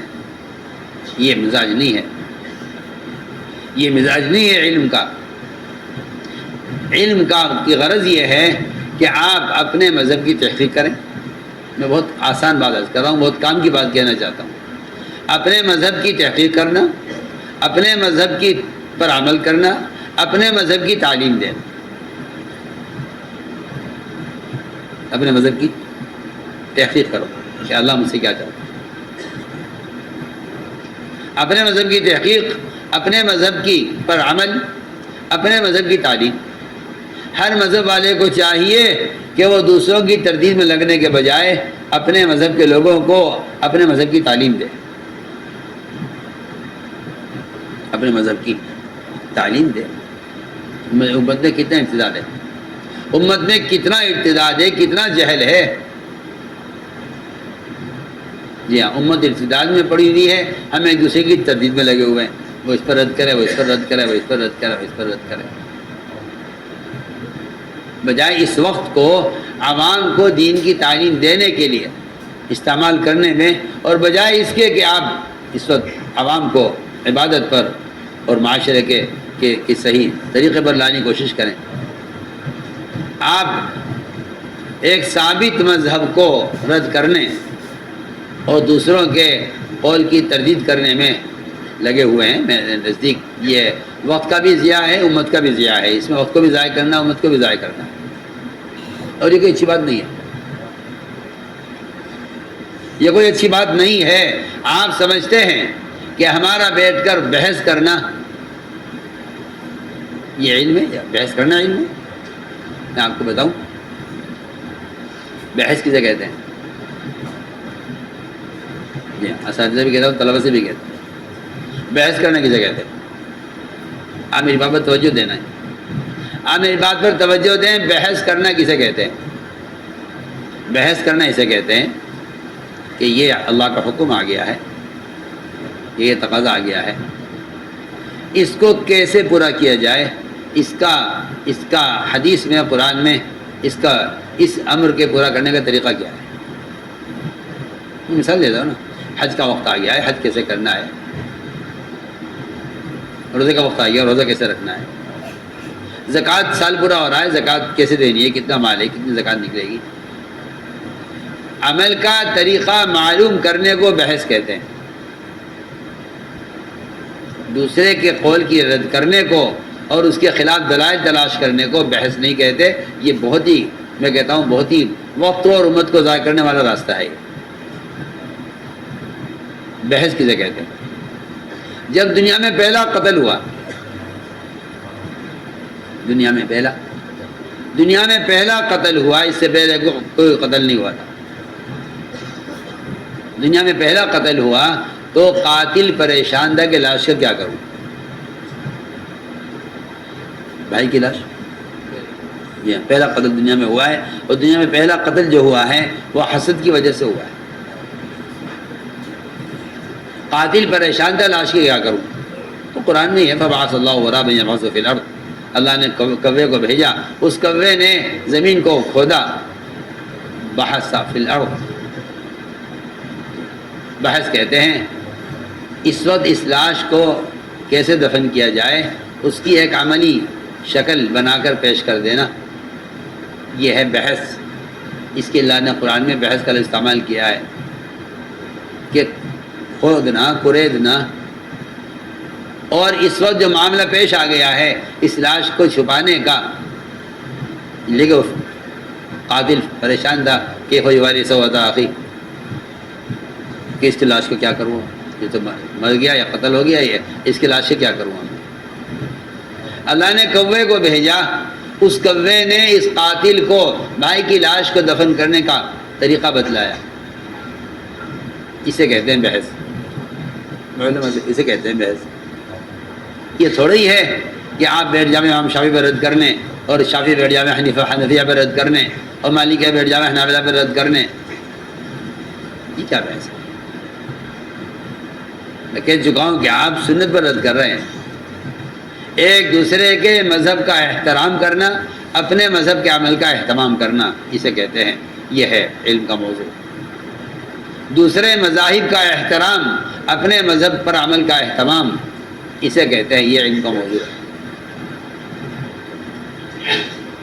ورنہ تو اس بات کو اچھا نہیں سمجھا گیا کہ دو آپس میں بیٹھ جاویں، وہ یہ کہے کہ یہ ٹھیک ہے، وہ کہے یہ ٹھیک ہے، وہ کہے میری دلیل یہ ہے، وہ کہتا ہے میری دلیل یہ ہے، دونوں ایک دوسرے پر رد کر رہے ہیں، نہ یہ عمل کر رہا نہ یہ عمل کر رہا۔ ان دونوں کے نزدیک عمل یہ بن گیا ہے کہ چلو آؤ بیٹھ کے ایک دوسرے پر رد کریں، ایک دوسرے کے خلاف کاغذ لکھے، ایک دوسرے کے خلاف کتاب لکھے، ایک دوسرے کے خلاف دلائل تلاش کریں۔ میں کہتا ہوں کہ یہ کام اتنا غلط کام تھا کہ حضرت عمر رضی اللہ عنہ نے اس پر سزا دینے کی دھمکی دی ہے۔ اس پر حضرت عمر نے سنیے تو صحیح، آپ میں کیا عرض کر رہا ہوں۔ دو صحابی عبداللہ بن مسعود اور ربیع بن کعب، ایک سید القراء ابی ابن کعب، اور ایک سید العلماء سید المفسرین عبداللہ بن مسعود، دونوں بڑے عالم قرآن کے، اور دونوں آپ صلی اللہ علیہ وسلم کے پرانے صحابہ، اور دونوں صف اول کے لوگ، دونوں بحث ہونے لگی۔ وہ کہہ رہا ہے کہ ایک کپڑے میں نماز سنت ہے، وہ کہہ رہے نہیں 2 کپڑوں میں نماز سنت ہے۔ دونوں میں بحث ہو رہی تھی، دونوں میں بحث ہو رہی تھی۔ حضور کو پتہ چل گیا کہ یہ دونوں آپس میں بحث کر رہے ہیں، وہ کہہ رہا ہے یہ سنت ہے، وہ کہہ رہا ہے یہ سنت ہے۔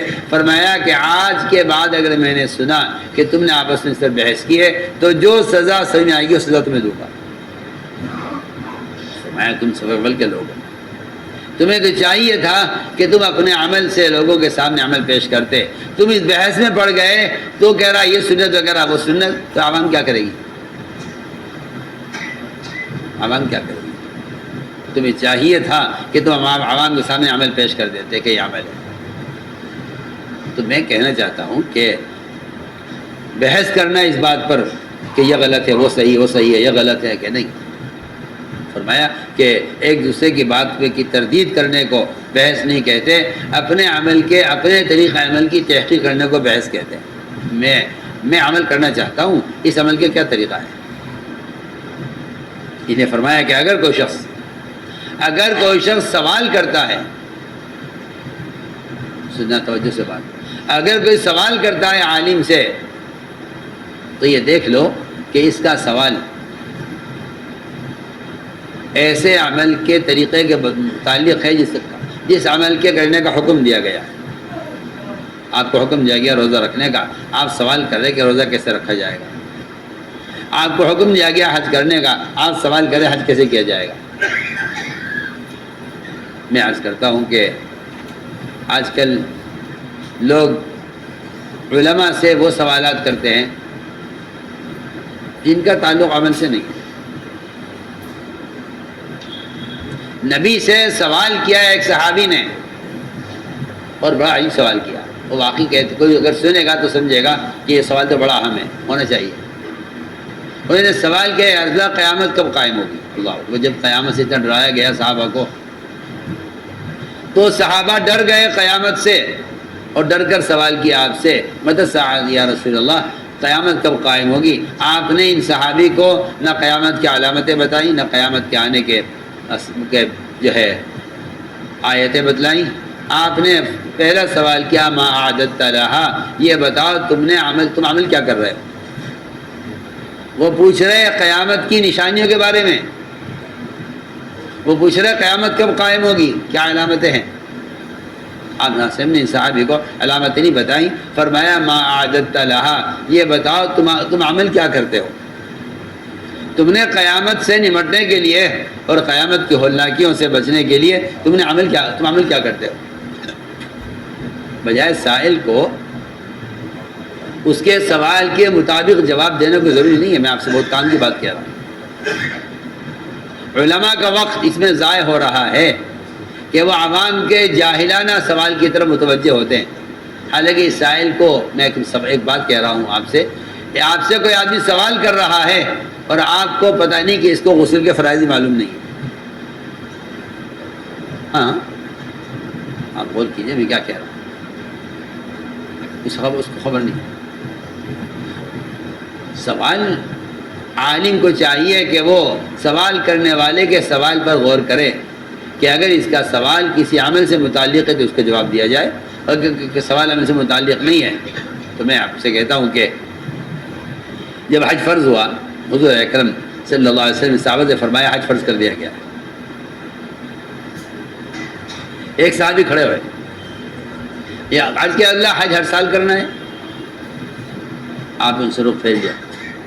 دوبارہ سوال کیا، میں پوچھ رہا ہوں حج ہر سال کرنا ہے؟ آپ نے پھر ان سے منہ پھیر لیا۔ انہوں نے تیسری مرتبہ کہا یا رسول اللہ میں پوچھ رہا ہوں کہ کیا حج ہر سال کرنا ہوگا؟ آپ نے اگر میں ہاں کر دیتا تو ہر سال حج کرنا فرض ہو جاتا۔ سوچئے تو صحیح آپ کتنی بڑی مشکل پیش آتی اور کہ ناممکن ہو جاتا لوگوں کے لیے، لیکن آپ صلی اللہ علیہ وسلم اگر ہاں کر دیتے اس کے سوال پر تو حج ہر سال کے لیے فرض ہو جاتا۔ آپ نے 3 مرتبہ اس سے رخ پھیرا، تیسری مرتبہ آپ نے اس سے فرمایا کہ تم یہ سوال کیوں کر رہے ہو؟ سوال مقصد یہ تھا کہ تمہیں تو یہ پوچھنا چاہیے اب ہم حج کیسے کریں، کب کریں، حج کیسے کریں. ایک چیز فرض ہو گئی ہے، آپ اس فریضے کا طریقہ معلوم کریں، اس فریضے کا طریقہ معلوم کریں، اس کا طریقہ کیا ہے بس. تو ہم آپ سے عرض کرنا چاہتے ہیں کہ سائل کے سوال پر علماء غور کریں کہ اس کے سوال کا کیا مقصد ہے. یہ بات آپ کیوں پوچھ رہے ہیں؟ ایک صاحب نے آ کر دینی سوال کیا، المؤمنین اگر ایسا ہو جائے تو کیا کریں.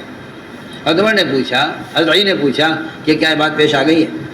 میں کہ نہیں پیش تو نہیں آئی، اگر پیش آ جائے. فرمایا جب پیش آ جائے گی تب آ کر پوچھنا، کام میں لگے، عمل میں لگو. ادھر قیامت کو پوچھنے والے سے کہا عمل کیا کرتے ہو، جی ہاں. ادھر آ کے پوچھ رہا ہے علی سے ایک شخص کہ اگر ایسا ہو جائے تو کیا کیا جائے. فرمایا ہو گیا ہے ایسا، کہ نہیں ہوا تو نہیں ہے، اگر ہو گیا. فرمایا جب ہو جائے گا تب آنا پوچھنے کے لیے، اس وقت تک تم بھی چین سے رہو، عمل کرتے رہو، ہمیں بھی چین سے رہنے دو، یہ سوالات مت کرو. آپ نے فرمایا حدیث میں پچھلی امتیں جو ہلاک ہوئی ہیں اپنے نبیوں سے سوالات کی وجہ سے ہلاک ہوئی ہیں. اللہ نے فرمایا تھا بنی اسرائیل سے ایک گائے ذبح کر دو، کر دیتے، کوئی سی بھی گائے پکڑ کے ذبح کر دیتے. انہوں نے جان چرانے کے لیے سوالات کھڑے کر دیے کہ چلو ان سے سوالات کرو. اللہ نے جتنا یہ سوال کرتے گئے اللہ ان کے کام کو مشکل کرتے گئے. اللہ نے ایسی شرطیں لگا دی اس گائے کے ساتھ، اگر یہ اس گائے کے ذبح کرنے میں انشاءاللہ نہ کہتے تو یہ کبھی ان کو گائے ملتی نہ، اور یہ اس کی تلاش میں مارے پھرتے. لیکن انہوں نے انشاءاللہ کہہ دیا تھا، اس لیے اللہ تعالیٰ نے ان کے انشاءاللہ کہنے پر ان کو ایسی گائے اللہ نے دے دی جس کو ذبح کر کے اللہ کا حکم پورا ہو گیا. ورنہ انہوں نے عمل سے جان چرانے کے لیے، میں صاف سے عرض کرتا ہوں، جن لوگوں کو عمل نہیں کرنا ہوتا وہ سوالات کرتے ہیں. اور اس سارے واقعے سے بنی اسرائیل کے یہی بات واضح ہوتی ہے. جی ہاں، کہ انہوں نے سختی کی. کیا سختی کی؟ کہ ان کے سوالات کرو ان سے، تاکہ سوالات کی وجہ سے عمل میں تاخیر ہو. جی گائے کیسی ہے، کیا ہے، کیوں ہے، کیا رنگ ہے، کس طرح کی ہو، کیا اوصاف ہو، کیا اس کی کیا شکل ہو، کیا رنگ ہو. جب یہ سوالات کیے اللہ تعالی نے بھی ان کے لیے مشکل کر دی. تو میں نے عرض کیا کہ ایک بنیادی بات یہ ہے کہ ہم اس بات کی تحقیق میں لگیں کہ اللہ ہم سے کیا چاہتا ہے. اللہ ہم سے کیا چاہتا ہے. میرے دوستو، زیادہ معلومات کا حاصل ہو جانا یہ تو کوئی چیز نہیں ہے. ہاں، اس بات کی تحقیق کرنا اللہ ہم سے کیا چاہتے ہیں. حضور اکرم صلی اللہ علیہ وسلم حجرے سے باہر تشریف لائے. سنیں طلبہ، سنیں خاص طور پر، آپ باہر تشریف لائے. دیکھا ایک طرح بھیڑ لگی ہوئی ہے، کوئی صاحب کچھ بول رہے ہیں، لوگ جمع ہیں. وہاں یہ کیا ہو رہا ہے؟ لوگوں نے بتایا یا رسول اللہ یہاں علامہ ہیں. یہاں کون ہے؟ یہاں ایک علامہ ہے. میں علامہ کسے کہتے ہیں؟ فرمایا علامہ کسے کہتے ہیں؟ لوگوں نے بتایا کہ جی یہ ایک ایسا شخص ہے جو عرب کے حالات کو، عرب کی تاریخ کو، عرب کی اشعار کو اور عربوں کی کہاوتیں، اس کی مثالوں کو زیادہ جاننے والا ہے. اور یہ وہ آدمی ہے جو عرب کے رشتے ناتوں سے بہت واقف ہے. تو یہ بیان کر رہا ہے، اس کے بیان میں لوگوں کو مزہ آ رہا ہے اور لوگ اس کا بیان سن رہے ہیں. آپ نے فرمایا کہ ارے چھوڑو اس کو، اسے بھی چھوڑو، اس کی باتوں کو بھی چھوڑو، آؤ یہاں بیٹھو، ہم تو حلقہ لگائیں گے یہاں اور ہم تو اس بات کے تذکرے کریں کہ اللہ ہم سے کیا چاہتا ہے. فرمایا یہ جو بول رہا ہے یہ تو اس کے پاس تو وہ علم ہے کہ جس کا حاصل کرنے سے کوئی فائدہ نہیں اور جاہل رہنے سے کوئی نقصان نہیں. چھوڑو اس کو، آؤ بیٹھو، ہم اللہ کے تذکرے کریں. یہ کہہ کر آپ صلی اللہ علیہ وسلم نے اس کے مقابلے میں الگ حلقہ قائم کیا. یہ کوئی علم نہیں ہے. فرمایا کوئی علم نہیں ہے. میں اس لیے میں آپ سے تاکید سے کہہ رہا ہوں، ابھی تک تو لوگوں کو یہ بھی خبر نہیں کہ علم ہے کیا. ابھی تک نہیں خبر لوگوں کو علم کیا ہے. بعض تو بیچارے نحو کو، صرف کو، ادب کو، لغت کو علم سمجھتے ہیں. ہاں یا فارسی پڑھتے ہیں، پھر عربی پڑھتے ہیں، لغت پڑھتے ہیں، ادب پڑھتے ہیں. حالانکہ یہ سب فنون ہیں، یہ سب کے سب فنون ہیں. کس لیے ہیں یہ فنون اس لیے ہیں تاکہ عربی لغت اور عربی عبارت حل ہو جائے. عربی عبارت کو حل کرنے کے یہ ذرائع ہیں. سنیے میں کیا کہہ رہا ہوں. عربی عبارت کو حل کرنے کے ذرائع ہیں یہ. علم کیا ہے؟ علم تو صرف قرآن اور حدیث ہے. یہ تو قرآن حدیث کی عبارت کو سمجھنے کے لیے.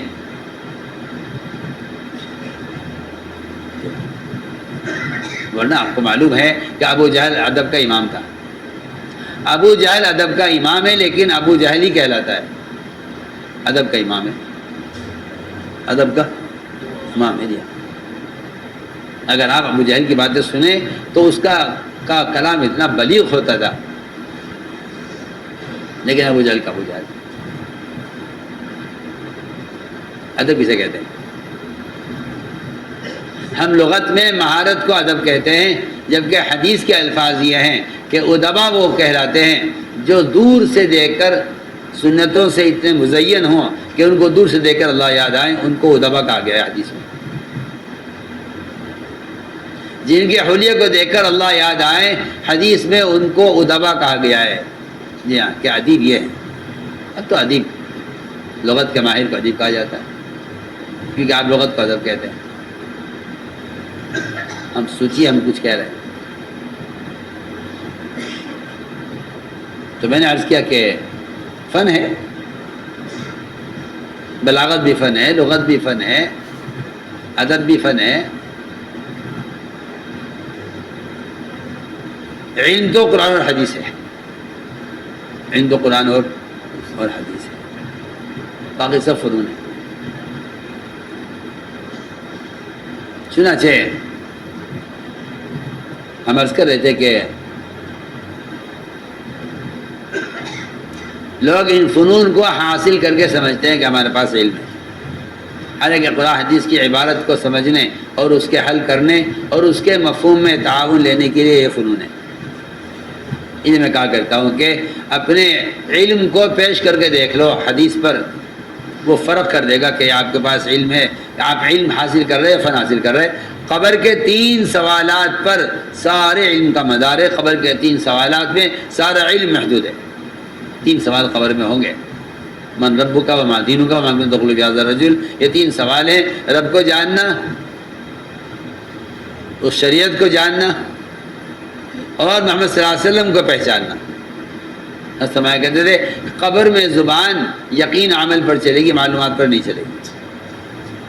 قبر میں زبان یقین عمل پر چلے گی، معلومات پر نہیں چلے گی. جی ہاں، وہ تو قول حضرت جی رحمۃ اللہ علیہ کے فرماتے ہیں رحمۃ اللہ علیہ کہ اسلام پر پی ایچ ڈی کرنے والے بھی کہیں گے ہم نہیں جانتے.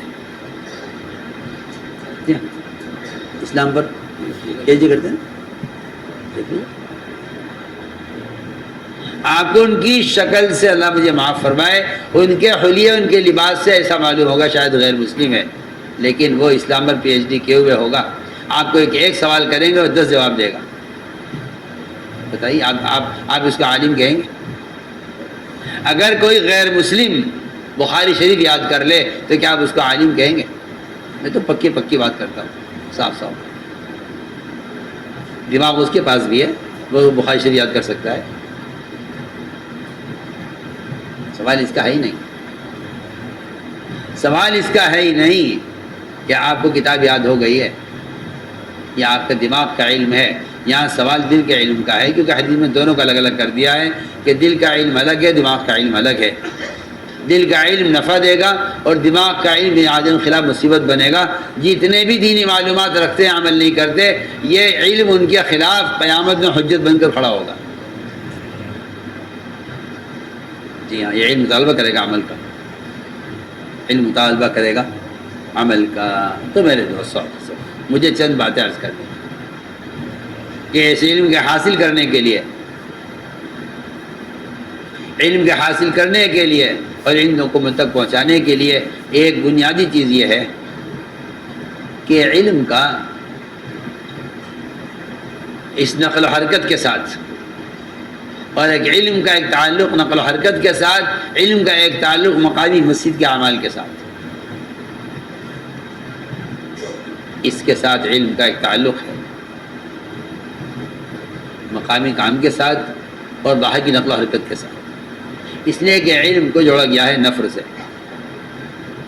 علم کو جوڑا گیا ہے نفر سے۔ آپ غور کریں، قرآن نے سب سے زیادہ جو زور دیا ہے نفر پر، قرآن نے جو زیادہ زور دیا ہے اللہ کے راستے میں نکلنے پر، اس کو قرآن نے نفر کو تعلیم کے ساتھ جوڑا ہے،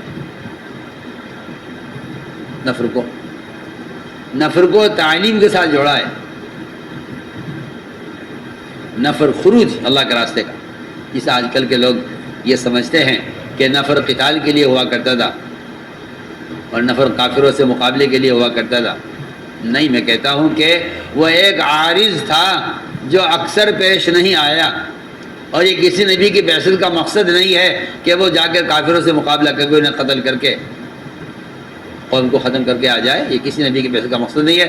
نبی کی بعثت کا مقصد تعلیم اور تربیت ہے، یہ نبی کی بعثت کا مقصد ہے، اس لیے نفر کا اصل مقصد تعلیم تھا، نفر کا اصل مقصد تعلیم، نفر کا اصل مقصد ہے، اس لیے قرآن نے نفر کو تعلیم کے ساتھ جوڑا ہے۔ مجھے دو باتیں عرض کر دی کہ مقامی کام اور باہر کی نقل و حرکت، ان دونوں کا تعلق اصل تعلیم سے تھا۔ حضرت علی فرماتے رضی اللہ تعالیٰ عنہ کہ شرافت انسانیت کے کاموں میں سے ایک کام یہ ہے کہ ہر مسجد میں علماء کی ایک ایسی جماعت تشکیل کی جائے جو وہاں کے عوام کو دین سکھلانے کے لیے کافی ہو جائیں، یا ہر مسجد میں علماء کی ایک ایسی جماعت بنائی جائے، ہر مسجد میں علماء کی ایک ایسی جماعت بنائی جائے جو وہاں کے عوام کو دین سکھلانے کے لیے کافی ہو جائے۔ یہ علی فرماتے ہیں یہ شرافت انسانیت کے کاموں میں سے ایک کام ہے۔ بتائیے، سوچیے، جبکہ آپ پڑھیے قرآن، اور قرآن میں ہے اذا قضیت الصلاۃ فانتشروا فی الارض وابتغوا من فضل اللہ، اس پر سارے صحابہ ہیں، سارے بعد کے محدثین اور فقہا ہیں، سب کا کہنا یہ ہے، سب کا کہنا یہ ہے کہ اس آیت کا مطلب یہ ہے، اس آیت کا مطلب یہ ہے کہ جب نماز ہو چکے تو آپ تجارت کے لیے بازار جا سکتے ہیں۔ سنیے سنیے توجہ سے، میں کچھ کیا سب پڑھتے ہیں قرآن کی آیت، اذا قضیت الصلاۃ فانتشروا فی الارض وابتغوا من فضل اللہ، سب پڑھتے ہیں آیت قرآن کی، اور سب کا کہنا یہی ہے کہ اس آیت کا مطلب یہ ہے کہ جب نماز ہو چکے تو آپ بازار جا سکتے ہیں تجارت کرنے کے لیے۔ پہلی بات تو یہ ہے کہ فانتشروا فی الارض وابتغوا من فضل اللہ، یہ امر کا صیغہ ہے، اور یہ بات یاد رکھو کہ جب امر کا صیغہ ممانعت کے بعد آتا ہے تو اباحت کے لیے آتا ہے۔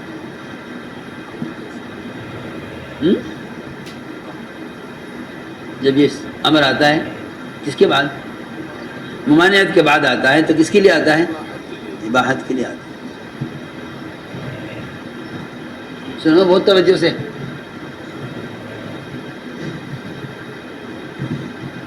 جب کوئی امر آتا ہے ممانعت کے بعد تو وہ امر آتا ہے اباحت کے لیے۔ یہاں امر اس لیے نہیں ہے کہ آپ کو لازم ہے کہ نماز کے بعد آپ بازار جائیے، کیونکہ قرآنی میں ہے اذا حللتم فاصطادوا، اذا حللتم فاصطادوا، ہے نا قرآن، کہ جب آپ حج سے فارغ ہو جائیں، احرام کھول دیں، تو آپ کو چاہیے کہ شکار کریں۔ تو بتاؤ سوچو، غور کرو. کیا آپ کہیں گے حاجی سے کہ بھائی آپ نے احرام کھول دیا اب آپ شکار کے لیے جائیے؟ کیوں قرآن میں حکم ہے کہ جب احرام کھول دو تو کیا کرو؟ شکار کرو. بولو بھائی کیا خیال ہے؟ بھائی آپ نے احرام کھول دیا ہے، حاجی صاحب آپ جائیے اب جنگل شکار کیجیے جا کر. کیوں بھائی بولو صحیح ہے کہیں اس کا ثبوت؟ تو میری تو عقل حیران ہے کہ یہاں تو آپ یہ کہتے ہیں کہ نہیں بھائی شکار کرنا کوئی ضروری نہیں ہے، لیکن جب آپ سے یہ کہا گیا کہ نماز ہو چکی ہے اب آپ بازار جائیے تو آپ کہتے ہیں بازار جانے کا حکم ہے. بول کریں آپ کو ایک چٹکلا سنا رہا ہوں.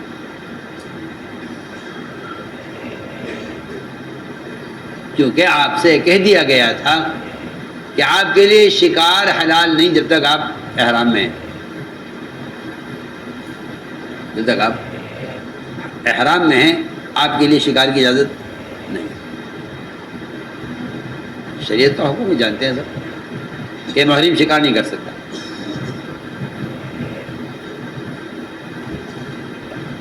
محرم شکار نہیں کر سکتا. لا تقتلوا الصید وانتم حرم، کہ تم شکار نہیں کر سکتے احرام کی حالت میں. اب احرام کھل گیا تو جاؤ شکار کرو. کیوں بھائی کوئی ضروری ہے کرنا؟ ہم کہہ رہے ہیں کہ ممانعت ختم ہو گئی ہے، اگر کوئی شکار کرنا چاہے تو کر سکتا ہے. تو سارے مفسرین کا کہنا یہ ہے کہ جب نماز ہو چکی، کیونکہ ہم نے جمعہ کے لیے حکم دے دیا تھا کہ جب اذان ہو جائے تو آپ تجارت چھوڑ دیجیے. اب آپ تجارت کرنا آپ کا حرام ہو جائے گا کیونکہ اذان ہو چکی ہے جمعہ کی، آپ تجارت چھوڑ دیجیے. اب آپ تجارت آپ سے چھڑوائی گئی تھی، اب آپ نماز پڑھ چکے ہیں، اب آپ تجارت کر سکتے ہیں.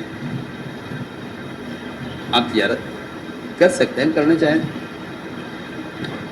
سب کی تفسیر یہ ہے کہ آپ تجارت کر سکتے ہیں، کیونکہ اگر یہ آیت نازل نہ ہوتی کہ تجارت کہ اللہ کے فضل تلاش کرو، مسجد سے باہر نکل کر تجارت کر لو، اگر یہ آیت نازل نہ ہوتی تو صحابہ اس ممانعت کے بعد ہمیشہ کے لیے دکانیں تجارت چھوڑ دیتے کہ اللہ نے منع کر دیا. کیونکہ وہ بیچارے تعمیرات تو کرتے نہیں تھے آج کل کے مولوی کی طرح.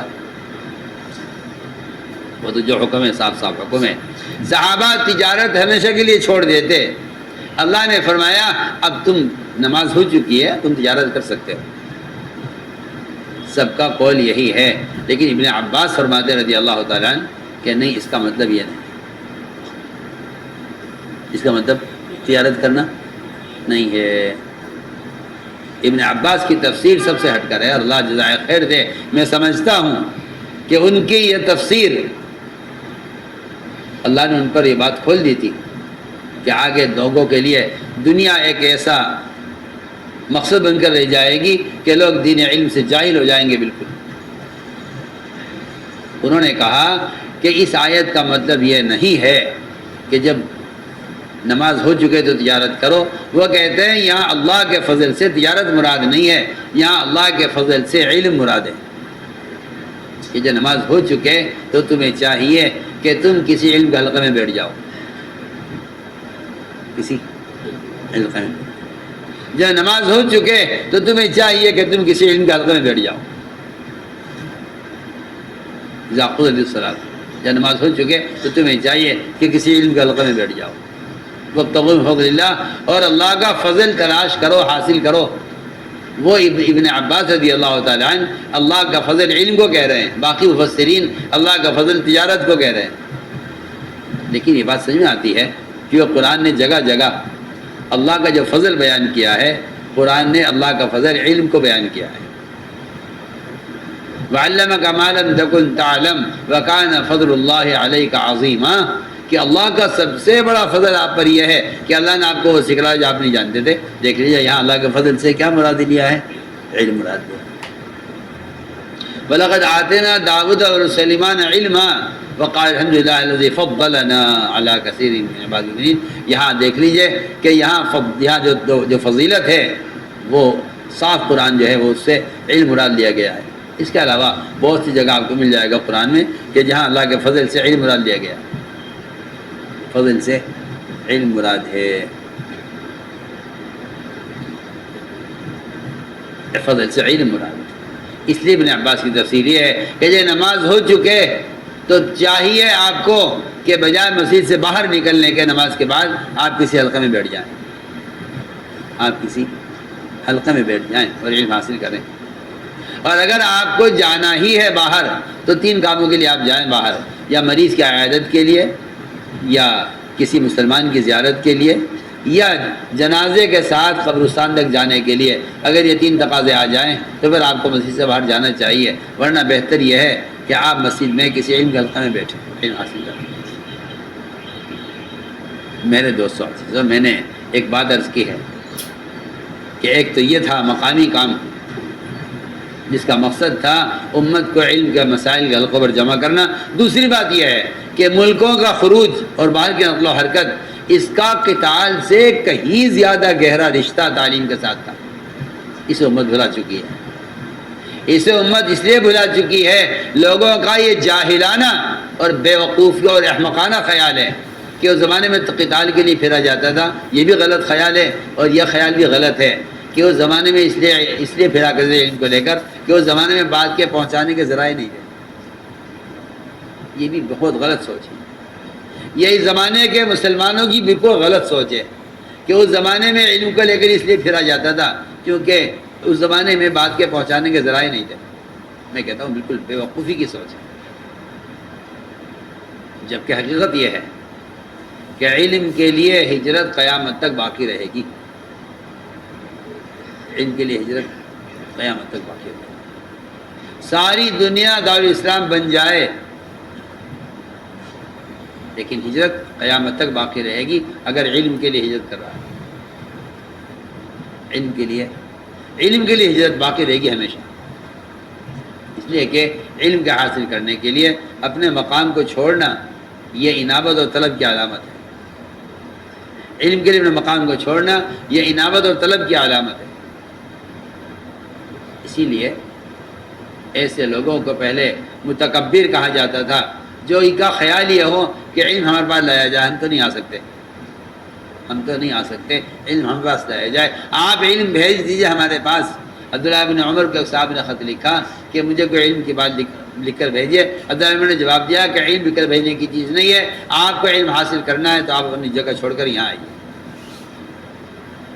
تو میں نے عرض کیا کہ علم کا تعلق نقل حرکت سے تھا. آپ پڑھیے قرآن تو آپ کو پتہ چلے کہ قرآن نے نفر کو تفقہ فی الدین کے ساتھ جوڑا ہے اور صاف فرمایا قرآن میں کہ اللہ کے راستے میں علماء نکلیں. کیوں نکلیں؟ لیے تفقہ فی الدین، تاکہ ان کے علم میں رسوخ پیدا ہو. یہ اللہ کے راستے میں نکل کر عوام کے جہل کا مشاہدہ کریں. اس سے ان کے علم میں تفقہ پیدا ہوگا اور ان کا ڈرانا مؤثر ہو جائے گا. وَلِيُنذِرُوا قَوْمًا إِذَا رَجَعُوا إِلَيْهِمْ لَعَلَّهُمْ يَحْذَرُونَ. یہ آیت صاحب بتا رہی ہے کہ تحذیر میں جو اثر پیدا ہوگا، ڈرانے میں جو اثر پیدا ہوگا، وہ عوام کے درمیان ان کے جہل کا مشاہدہ کرنے سے پیدا ہوگا. اور یہ بات قرآن میں بھی ہے، بات حدیث میں بھی ہے کہ عوام کے جہل ارتداد کا جب آدمی خود معائنہ کرے گا تو اس کے دل میں غم پیدا ہوگا. اس یہ صاف ہے قرآن بھی یہ کہتا ہے، حدیث بھی صاف ہے. صاف فرمایا روایت کے اندر آپ صلی اللہ علیہ وسلم نے کہ موسیٰ علیہ السلام کے دل میں اپنی قوم کے گمراہ ہونے اور بچڑے کی پوجا پر جمع ہونے کا جو اصل غم اور غصہ پیدا ہوا وہ اللہ کی خبر دینے سے نہیں پیدا ہوا، واپس جا کر قوم کا حال دیکھ کر پیدا ہوا ہے. ہم تو صاف سے بحث کرتے ہیں کہ ہمارے ہاں علماء کو نکالنے کی اصل غرض یہ ہے کہ عوام کے جہل کا معائنہ کریں، کیونکہ حدیث لیس الخبر کالمعائنہ. اگر آپ کو گھر بیٹھے پتہ چل جائے کہ فلاں علاقے میں ارتداد آ گیا ہے تو آپ کے اندر وہ غم پیدا کیسے ہو سکتا ہے جا کر حال دیکھے بغیر؟ جب موسیٰ علیہ السلام کے دل میں غم پیدا نہیں ہوا قوم کا حال دیکھے بغیر، جبکہ اللہ نے ان کو خبر دی تھی. آپ سوچیے، مشکات شریف کی روایت ہے، مشکات شریف کی روایت ہے لیس الخبر کالمعائنہ. ہم تو اساتذہ طلبہ کو نکالتے اسی لیے تاکہ عوام کے جہل کا مشاہدہ بھی کریں اور عوام ان کے علم سے متعارف ہوں. ہم تو صاف طور پر عرض کرتے ہیں کہ نشر و اشاعت تعلیم کا طریقہ نہیں. نشر و اشاعت کا تعلیم سے کوئی تعلق نہیں ہے، کوئی تعلق نہیں. نشر و اشاعت کا تعلیم سے کوئی تعلق نہیں. نشر و اشاعت کا تعلیم سے کوئی تعلق نہیں ہے. تعلیم کا تعلق نقل و حرکت سے. دیکھیے آپ اس پڑھی قرآن کی آیت اس سے میں نے صاف طور کر دیا ہے کہ یہاں تفقہ فی الدین کے لیے نفر کا حکم مل رہا ہے کہ نکلیے۔ اہل نجد نے مطالبہ کیا آپ صلی اللہ علیہ وسلم سے کہ ہمارے یہاں علماء کی جماعت بھیجیے، ہمارے یہاں اسلام آ گیا، علم نہیں آیا۔ آپ نے اپنے صحابہ میں سے 70 علماء چنے۔ کتنے؟ 70 علماء، اللہ اکبر، 70 علماء آپ نے چنے اپنے صحابہ میں سے، سب فقہا تھے۔ اس کفر کے زمانے میں، اور بدامنی کا زمانہ، مسلمانوں کی تعداد مٹھی بھر، اس میں آپ نے 70 علماء اہل نجد کے مطالبے پر بھیج دیے، جبکہ آپ کو اطمینان نہیں تھا۔ روایت میں ہے کہ مجھے ان پر اطمینان نہیں ہے، مگر کیونکہ انہوں نے علماء کو طلب کیا ہے دین سیکھنے کے لیے تو میں بھیجوں گا۔ آپ نے ان میں سے کسی کو کوئی تلوار کوئی تیر نہیں دیا کہ شاید کہیں ضرورت پیش آ جائے قتال کی، جاؤ تم تو تعلیم کے لیے جا رہے ہو، تمہیں کیا مطلب ہے قتال سے؟ سنیے تو صحیح میں کیا کہہ رہا ہوں، سنیے، علماء سے کہہ رہا ہوں جو چاہ رہے، جن کا خیال آج کل یہ ہے کہ تبلیغ والے جہاد کی آیتوں کو اور نفل کی آیتوں کو تبلیغ میں استعمال کرتے ہیں۔ عجیب سوچ ہے آپ، عجیب سوچ ہے آپ نے کبھی غور ہی نہیں کیا اس کو۔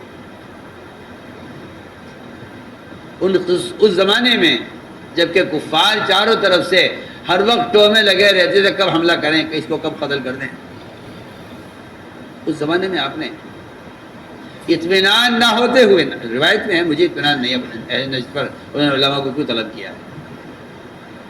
ایسا نہ ہو میرے صحابہ کو قتل کر دیں، ایسا نہ ہو وہ کوئی غلط دھوکے سے بلا رہے ہوں، لیکن نہیں بھائی، جب وہ علم کے لیے بلا رہے ہیں تو ہم جماعت ضرور بھیجیں گے۔ 7 آدمیوں کی نہیں، 70 صحابہ کی جماعت آپ نے بنائی، علماء کی، اور یہ کہہ کر بھیجا جاؤ تم تعلیم کے لیے جا رہے ہو۔ کسی کے پاس کوئی ہتھیار، کوئی تیر، کوئی تلوار کسی کے پاس نہیں تھا۔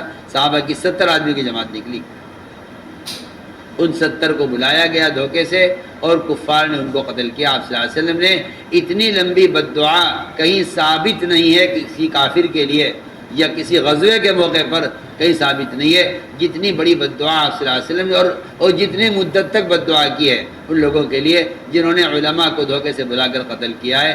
سب سے زیادہ بددعا کافروں کے لیے آپ نے وہاں کی ہے جہاں علماء صحابہ کو شہید کیا گیا۔ کیا تھی نکلنے؟ اگر نکلنے کی غرض قتالی کرنا تھا تو یہ ہتھیار کیوں لے کر گئے؟ تو روایت میں ہے ہم میں سے کسی کے پاس ہتھیار نہیں تھا، وہ صحابہ خود کہہ رہے ہیں۔ انہوں نے کہا بھی کافروں سے ہم تو تم سے لڑنے کے لیے نہیں آئے، لڑائی کی کیا بات ہے، ہم تو علم پہنچانے کے لیے آئے۔ انہوں نے کہا ہم آپ کو قتل کریں گے، انہوں نے سب کو قتل کر دیا۔ 70 کے 70 ایک ساتھ شہید کیے گئے۔ کوئی غزوہ نہیں ملتا مجھے ایسا، دیکھیے آپ، جس میں بغیر کسی مقابلے، بغیر کسی معرکے کے، بغیر کسی جنگ کے اتنی بڑی تعداد سے علماء کی شہید کی گئی ہو، سوائے اس کے کہ یہ علم پہنچانے کے لیے نکلے۔ اب تو کیونکہ آلات و ذرائع نے، اخبار رسائل نے سہولت نہیں پیدا کی ہے بلکہ صحبت ختم کر دی۔ کیا ختم کر دی؟ یہ ہے، یہ نقصان ہوا ہے یہ، کیونکہ آپ کو روایت سے ایک تعلق اور محبت ہے، آپ اس کے خلاف سننے کو تشدد کہتے ہیں، اس کے خلاف سننے کو آپ کسی کا تفرد یا کسی کا اپنی ذات رائے کہتے ہیں۔ یہ اس کے بعد کیا علامت ہے کہ آپ صلی اللہ علیہ وسلم کے طریقہ تعلیم سے امت ہٹ رہی ہے، آپ کے طریقہ تعلیم سے امت ہٹ رہی ہے۔ ہم تو صاف طبع کرتے ہیں کہ صحبت ایک ایسی بنیادی چیز ہے جس صحابی کو زنا کرنے کا تقاضا ہوا، انہوں نے آ کر آپ سے عرض کر دیا صاحب کہ میں زنا کرنا چاہتا ہوں، آپ نے مشین بٹھا کر سمجھایا، مسجد کے ماحول کا اثر تھا کہ ان کے دل میں زنا کی نفرت پیدا ہوئی۔ میرے دوستوں، یہ سوچنے کی باتیں ہیں کہ عوام اور علماء کو جمع کیا گیا تھا۔ تعلیم کا طریقہ یہ تھا، تعلیم کا طریقہ یہ تھا کہ عوام علماء کو جمع کیا گیا تھا ایک ساتھ۔ نفر کا مقصد یہی تھا کہ علم کو لے کر پھرو، اس لیے کہ علم کو لے کر پھرنا ایسا ہے جیسا بادلوں کا پانی لے کر پھرنا۔ اس لیے آپ صلی اللہ علیہ وسلم نے اپنے علم کی مثال بادل سے دی ہے، علم کی مثال بادل سے دی ہے، بادل کی رفعت اور بادل میں طلب زمین کی۔ جی ہاں، بادل معمور ہے، حرکت بادلوں میں ہوتی، زمین میں نہیں ہوتی۔ زمین میں جمود استغنا ہوتا ہے، بادل میں طلب اور حرکت ہوتی ہے۔ دیکھیے آپ اس زمانے کے لوگ کہتے ہیں کہ ہمارے پاس علم ہے، ہم کنواں ہیں، پیاسا کنویں پہ آتا، کنویں پیاسے کے پاس نہیں جاتا. یہ فرضی مثال ہے، ورنہ سنت مثال یہ ہے کہ آپ ہم ان کی مثال بادل سے دی ہے. علماء کو اپنا وارث بتا کر یہ صاف کر دیا کہ علماء بادلوں کی طرح علم کو لے کر پھریں. علماء علم کو لے کر پھریں بادلوں کی طرح. 3 قسمیں بیان کی گئی ہیں امت کی، یہ حدیث ہے. ایک وہ زمین جو پانی کو جذب کرے، ایک وہ زمین جو پانی کو جمع کرے، ایک وہ زمین جس میں پانی برس کر بہہ جائے. ابو جہل، ابو ہریرہ، ابو جہل اور دونوں پر برس رہا ہے، اب دونوں پہ کوشش کر رہا ہے. اے اللہ، ابو جہل اور عمر، ان دونوں میں سے جو تجھے محبوب ہے، جس کا ہدایت پر آیا تجھے پسند ہے، اسے ہدایت دے دے. بتائیے آپ، دونوں برابر کے آپ کی دشمنی پر. بلکہ ابو جہل نے تو ستایا ہی ہے صرف. حضرت عمر تو آپ کے قتل کا عزم لیے ہوئے تھے کہ اسے اس آدمی کو قتل کر کے رہو. یہاں گھر کے قرآن کے حلقے سے عمر کا کفر ٹوٹا ہے. میں عرض کرنا چاہتا ہوں کہ آپ جو رواجی طریقے پر مصر ہیں اور آپ اس کو تعلیم میں تعاون اور تعلیم سے مدد سمجھتے ہیں، ہم کہتے ہیں کہ جتنی سہولتیں ہیں وہ ساری صحبتوں کو ختم کرنے کے لیے. آپ کو ضرورت ہی نہیں جانے کی. جب آپ کے پاس علم کے آنے کے ذرائع ہو گئے، یہ خیال ہی غلط ہے، بنیادی طور پہ خیال ہی غلط ہے. ایک صاحب نے کہا عبداللہ بن عمر سے مشورہ کیا کہ میں جہاد کے لیے جانا چاہتا ہوں فلاں ملک میں. فرمایا اپنی مسجد سے اچھا مشورہ دیتا ہوں، اپنی مسجد محلے مسجد بنا لو اور عوام کو مسائل سکھلایا کرو. تو ہم نے عرض کیا کہ نقل و حرکت اس لیے تھی کہ مسلمان علم کو لے کر پھرے، عالم علم کو لے کر پھرے. جس طرح ایک مالدار زکوٰۃ کو لے کر مستحق کو تلاش کرے، ایک مالدار زکوٰۃ کو لے کر مستحق کو تلاش کرے، اس طرح علماء کو چاہیے کہ علم کو لے کر جاہلوں کو تلاش کرے. علم کو لے کر جاہلوں کو تلاش کریں اور اپنے عمل سے علم دیں، اپنے عمل سے علم پیش کریں. یہی نبی کا طریقہ تعلیم ہے. صلو کما رأیتمونی اصلی، یہ حدیث بتا رہی ہے کہ نبی اپنے علم کو عمل سے پیش کرتے ہیں. ابھی اپنے علم کو عمل سے پیش کرتے ہیں، قلم سے نہیں پیش کرتے. جی، علم سے پیش، عمل سے پیش کرتے ہیں. صاف بات ہے. اس لیے کہ نشر و اشاعت سے معلومات تو بڑھ سکتی ہے، لیکن آدمی عمل والا بن جائے، اس کے لیے تو صحبت شرط ہے، اس کے لیے صحبت اصل ہے. عوام علماء کو جمع کرنا یہ ہمارے یہاں نقل و حرکت کا اصل مقصد ہے، کیونکہ اس کام کے مقاصد بہت گہرے ہیں، بہت اعلیٰ ہیں. اس کام کے مقاصد بہت گہرے ہیں. ہم اس لیے عرض کرتے ہیں کہ نفر کا تعلق تعلیم سے ہے. تو میرے دوستو عزیزو، جس طرح پوچھنے سوال کرنے والے کو جواب نہ دینا علم کا چھپانا ہے اور یہ گناہ ہے، اس طرح نہ پوچھنے والے کو بھی علم کی بات نہ پہنچانا اور نہ بتانا گناہ ہے. علم دونوں سے چھپانا گناہ ہے، سائل سے غیر سائل دونوں سے. سائل ہو یا غیر سائل ہو، دونوں سے علم کا چھپانا گناہ ہے. سائل ہو یا غیر سائل، دونوں سے علم کا چھپانا گناہ ہے.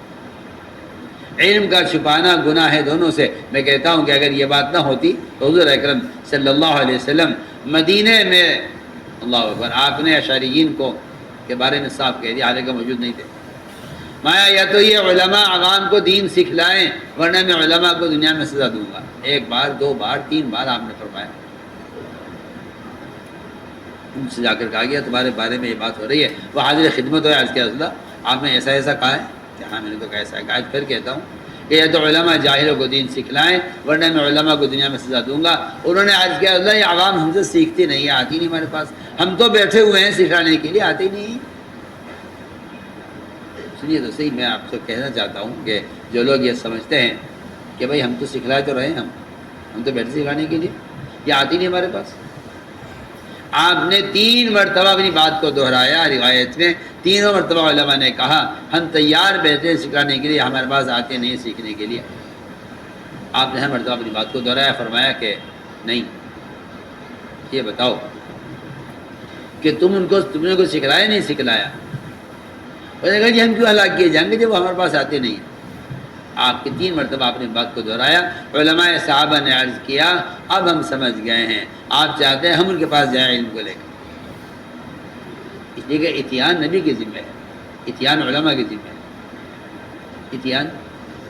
اتیان نبی کے ذمہ ہے، اتیان نبی کے ذمہ ہے۔ الم یاتکم نذیر،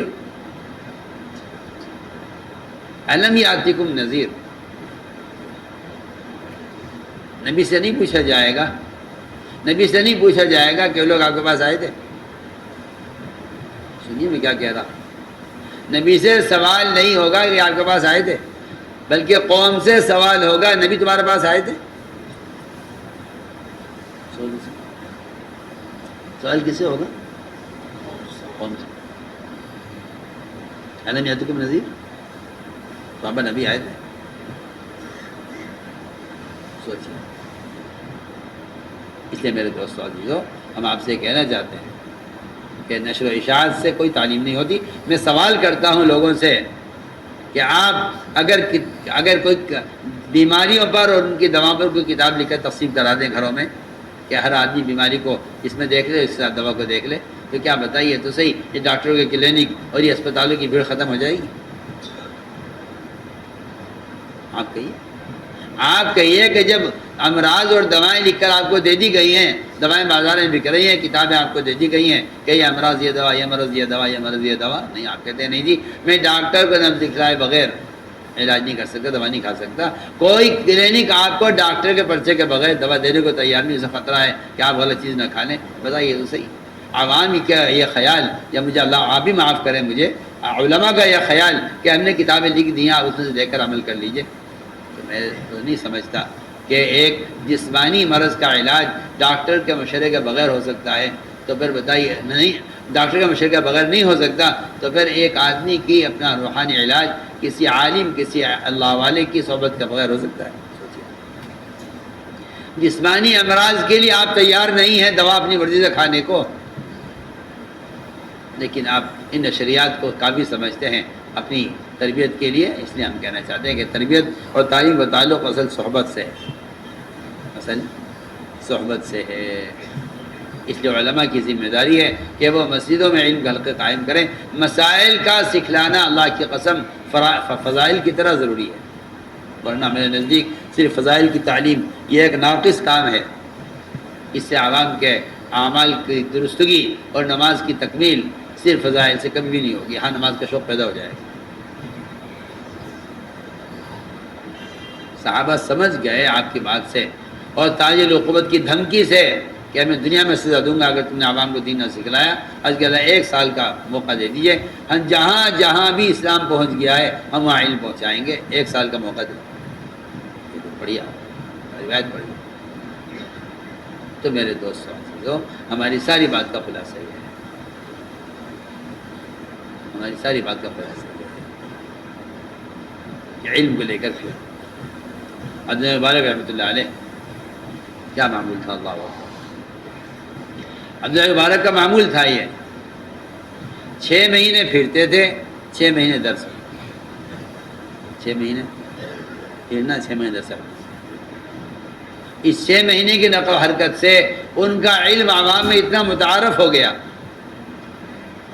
یہ علماء جو پہچانے جائیں گے وہ تو عوام میں پھرنے سے پہچانے جائیں گے۔ سوچیں آپ، کوئی ڈاکٹر اپنے گھر میں بیٹھا رہے، کوئی ڈاکٹر اپنے گھر میں بیٹھا رہے، اس ڈاکٹر کو پہچانے کو کوئی امراض کتنے ہوں گے مریض کو نہیں معلوم کہ ہمارے یہاں ڈاکٹر بھی ہے۔ وہ تو ایک ڈاکٹر اپنے آپ کو عوام بیماروں کے درمیان رکھے گا تو عوام کو پتہ چلے گا یہ ڈاکٹر ہے۔ تو صاحب سے کہتا ہوں کہ ایک آدمی عالم ہے، عوام کے درمیان رہے بغیر اس کا علم کیسے متعارف ہوگا؟ اس کا علم کیسے متعارف؟ اتنا علم متعارف ہوا عبداللہ مبارک رحمۃ اللہ علیہ کا کہ جب وہ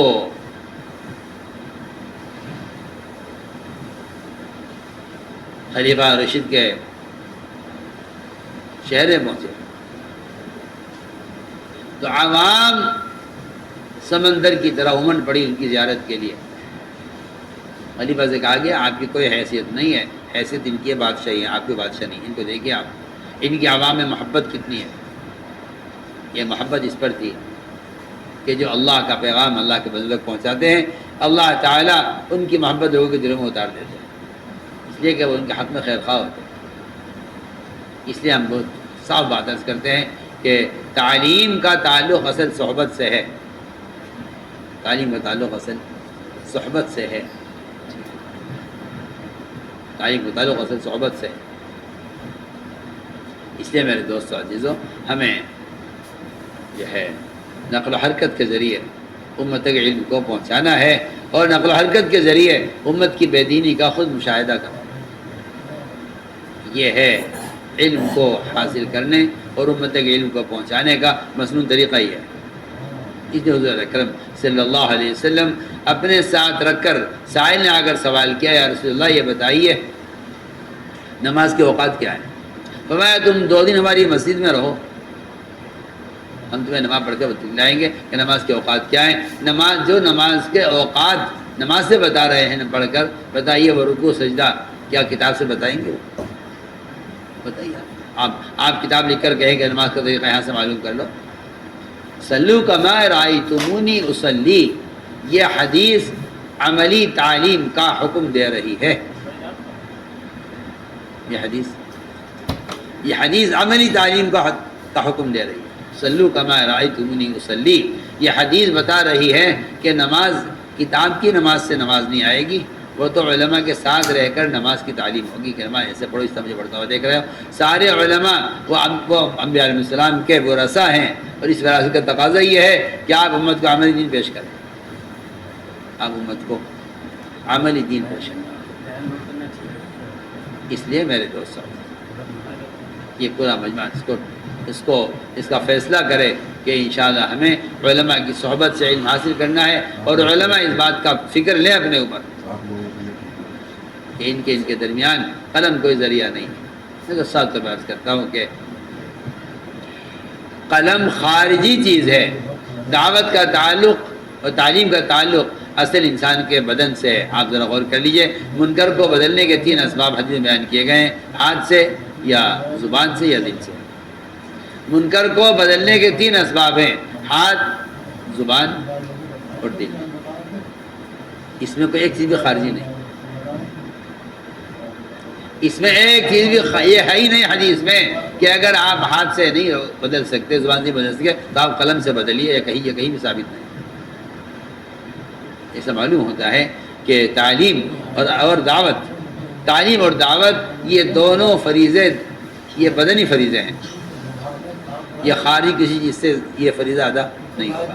آپ اگر قلم سے چاہیں کہ آپ تعلیم دے دیں قلم سے، تو میں کہتا ہوں کہ قلم تعلیم دینے کے لیے نہیں ہے، قلم سے تعلیم نہیں دی جائے گی، عمل سے تعلیم دی جائے گی، قلم سے نہیں دی جائے گی۔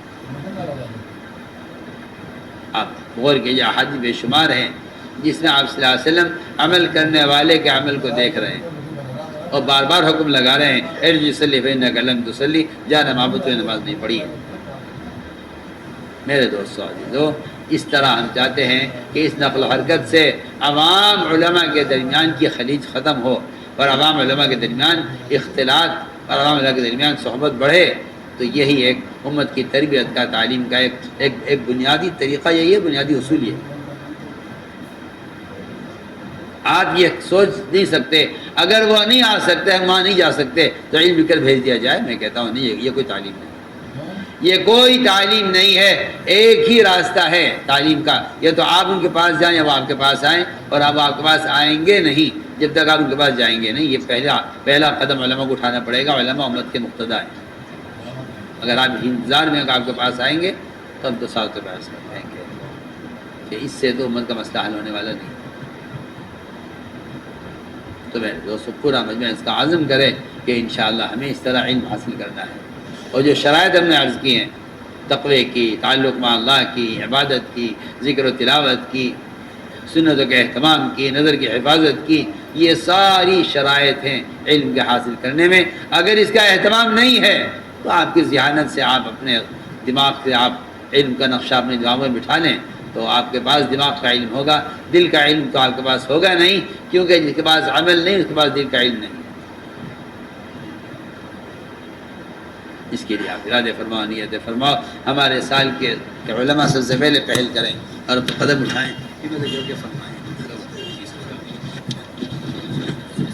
مولانا زبیر